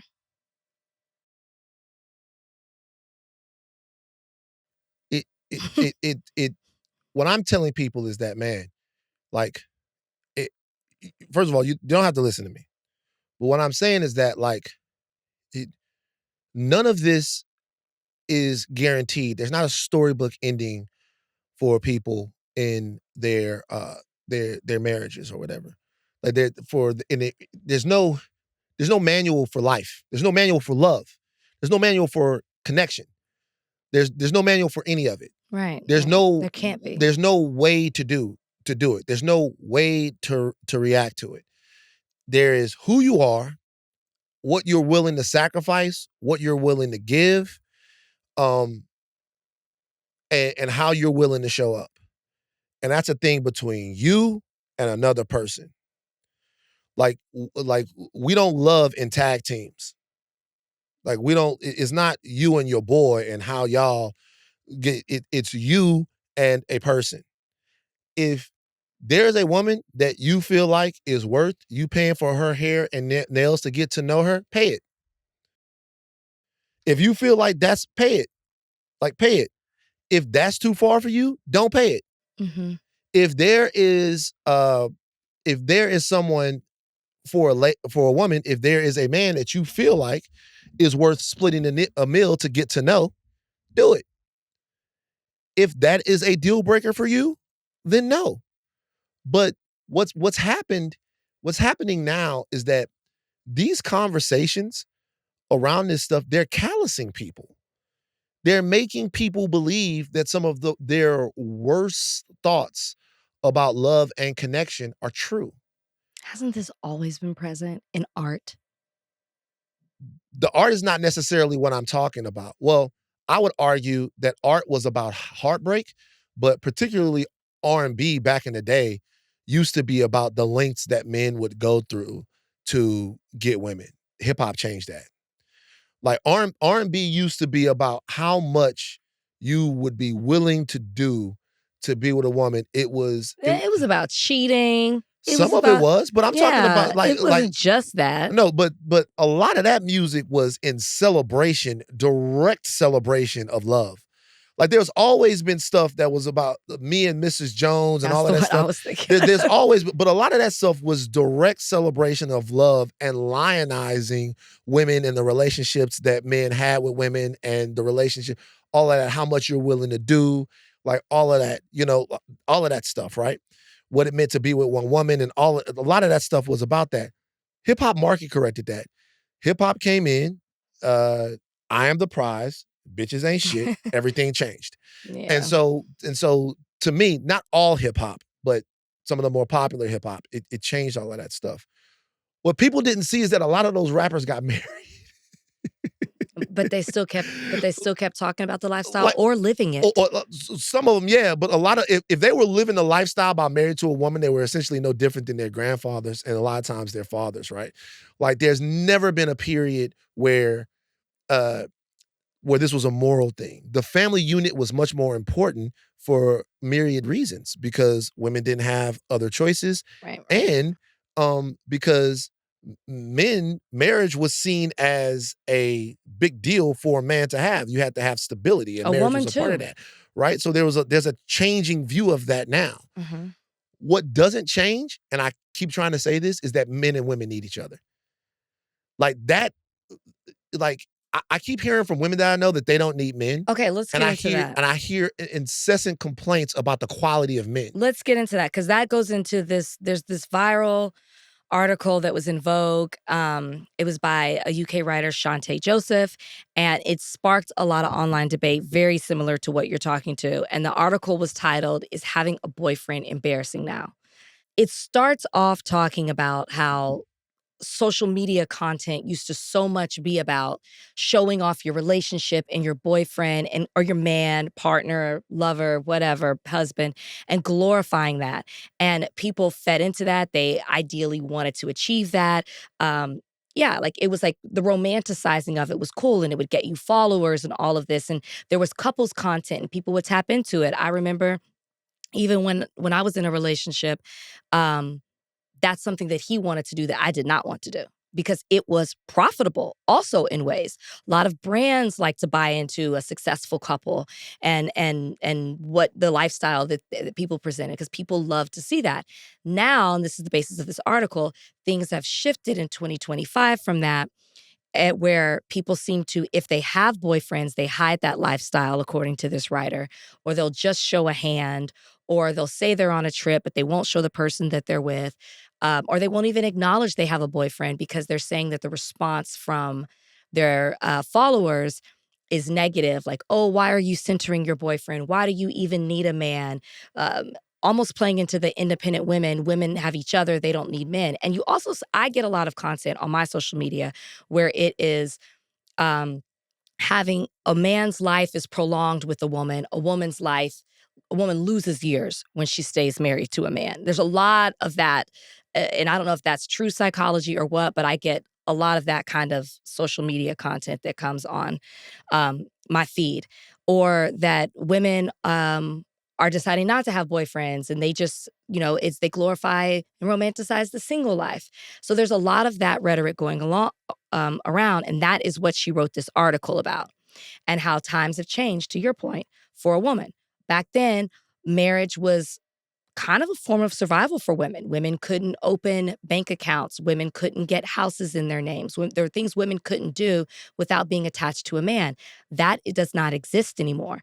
Women still don't necessarily make as much as men, but women are way more independent, way more self-sufficient without needing a man by their side. So that also takes away from having to glorify or centering a man in your life, where there is really this notion of, kind of counter to what Summer Walker is saying, women don't need men to be happy when so long your worth or your happiness was tied to a man. Thoughts? Okay, a couple of things. Number one, social media makes everything high leverage. So you go to the gym, you box, you feel good about your boxing. You put it on social media, fat bitch nigga, keep your left hand up. Hey, let me tell you the Russian style. So then you look at something that you really liked and were proud of, which was your jab, which the coach is in the boxing gym with you, and the coach understands you. The coach understands that when you came in there, you were throwing your jab, and then you were bringing your hand back low, and you were getting tagged on the counter. The coach gets it. The coach knows that you guys got in there, and for the first five rounds of 10-round shadow boxing, you threw 100 jabs around. So when you throw your jab, it comes right back to your chin. It does not look like Roy Jones Jr.'s jab. It does not look like he didn't really jab that much.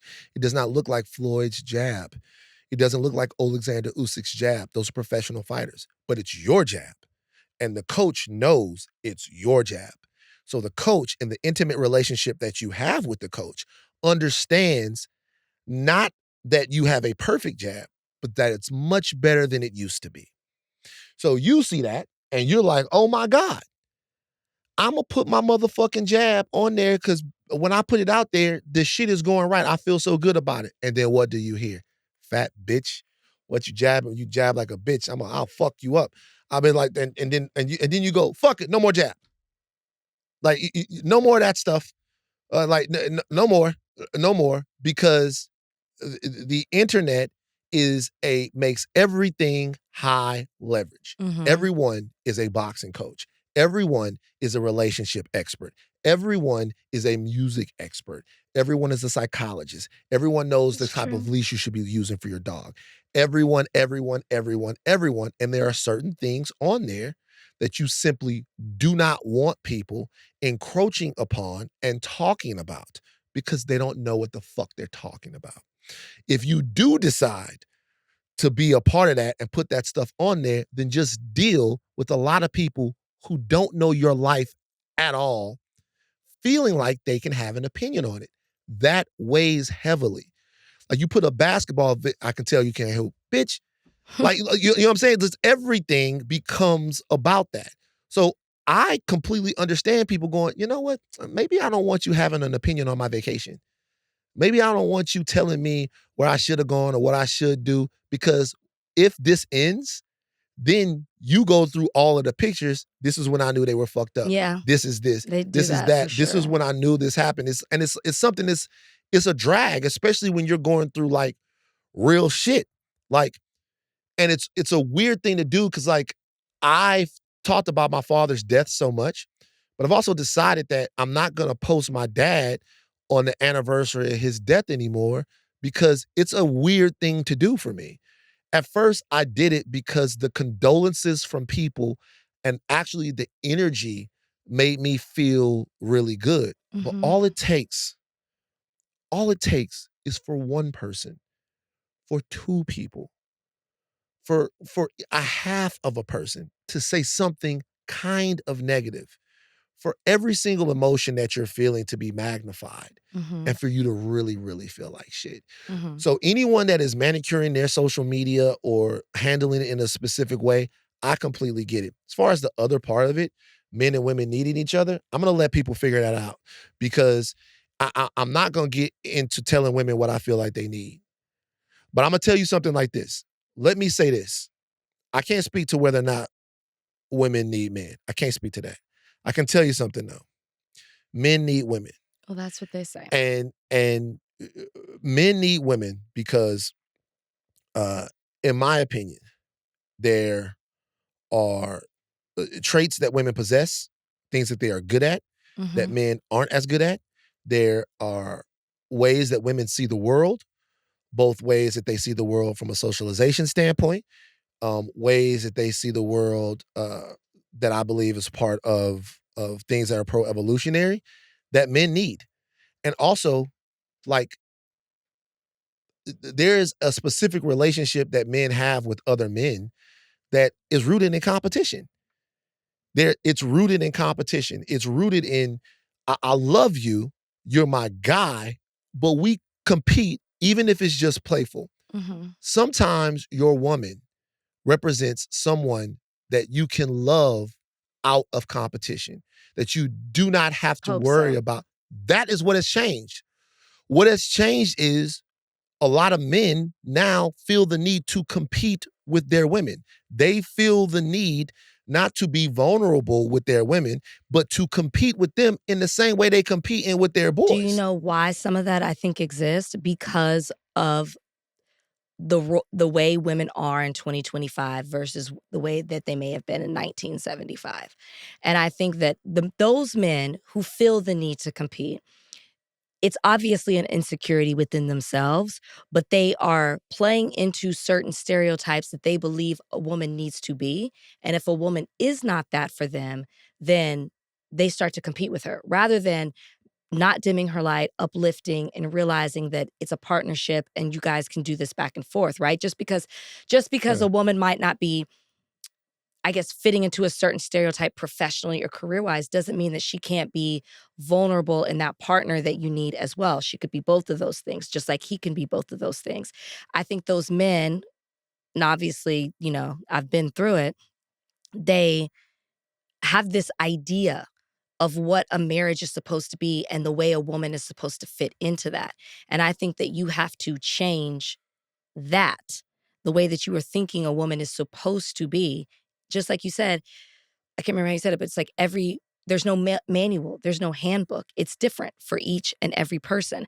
I think what's changed with women, and this I will agree with when you say, I will say I like having a man in my life for various reasons.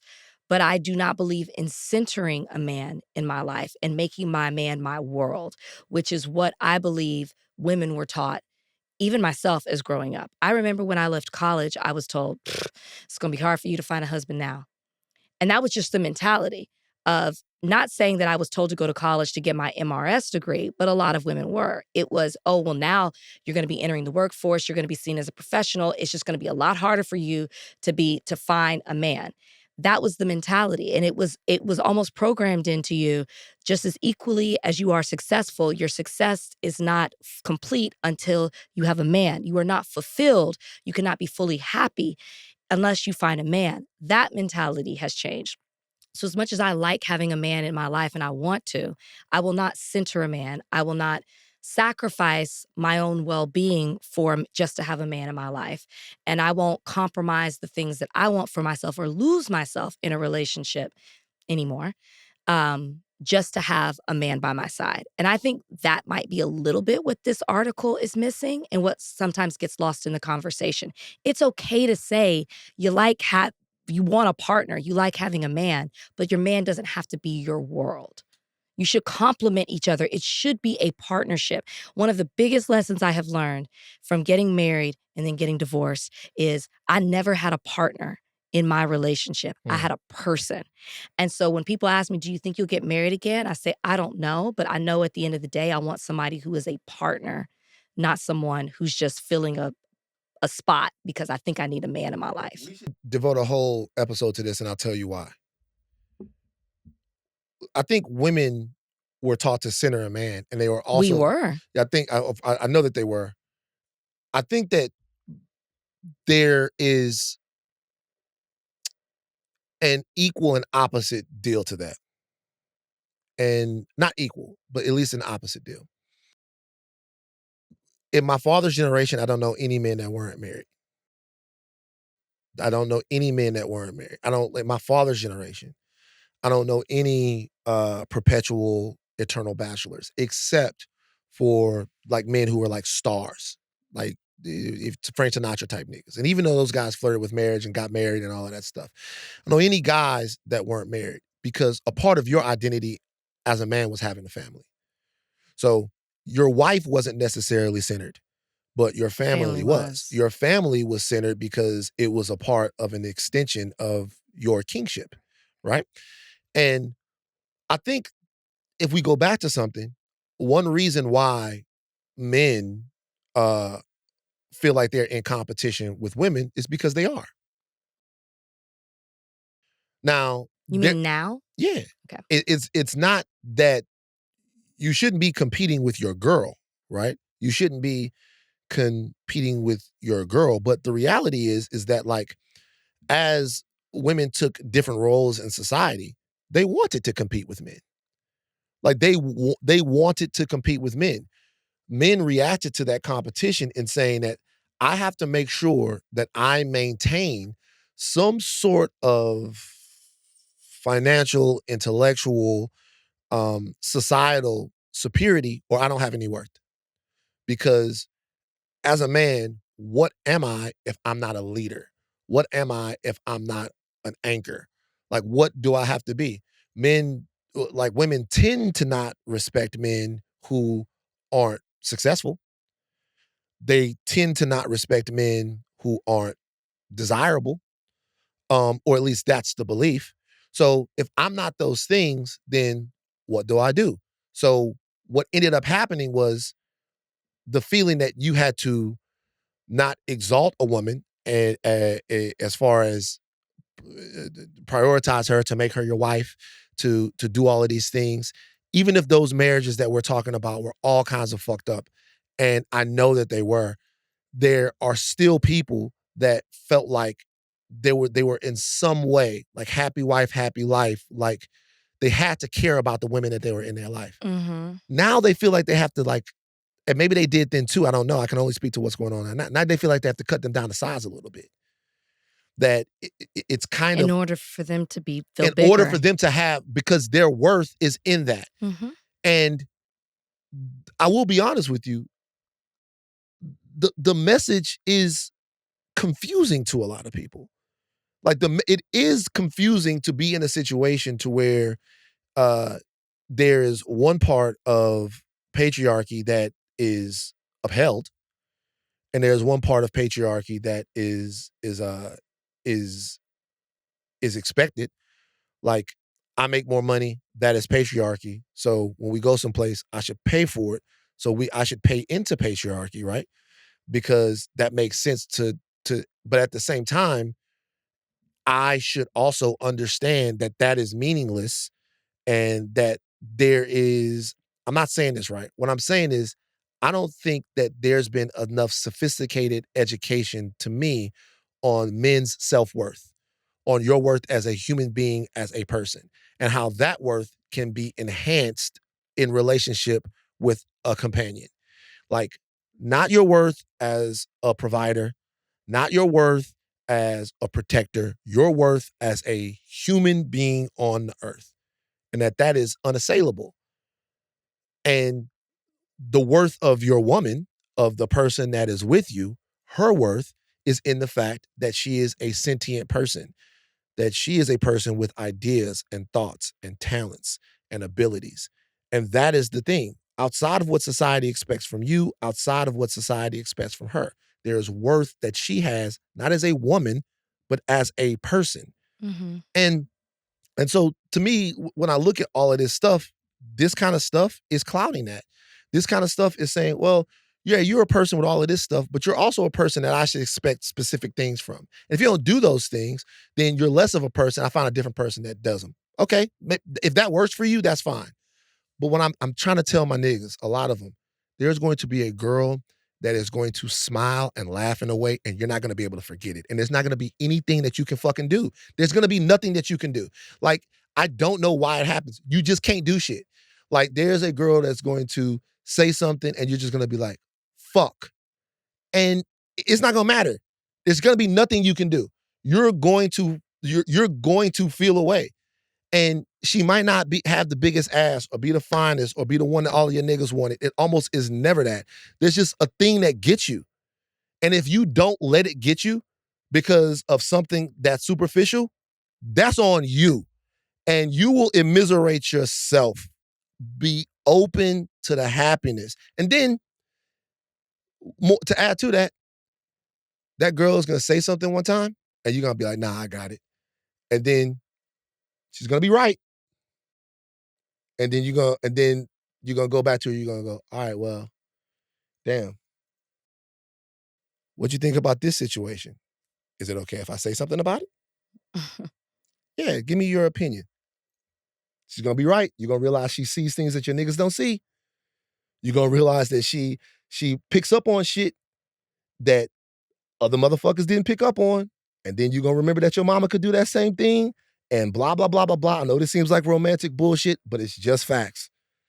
And all of y'all with all of these conversations out here and all of this shit, you missing out on the smiles and the giggles. You missing them. But have at it. I don't give a fuck. All right. Have at it. Hope it works out. Robust podcast. Bernard, come into frame. Come here. Y'all, this is Bernard. He's working with us on higher learning now. Give it up for Bernard. Give it up for Bernard. We're Bernard, happy to have you on the show. Bernard. Part of the higher learning family. Part of the higher learning family. Bernard right there. Say what's up again. How you guys doing? Bernard used to be, you can go now. It's not about you. Bernard used to work in the front, and now he's working with us. We're happy to have him. Take your think caps off, but do not stop learning. I'm Van Lathan Jr. I'm Rachel and Lindsay. Bye, guys.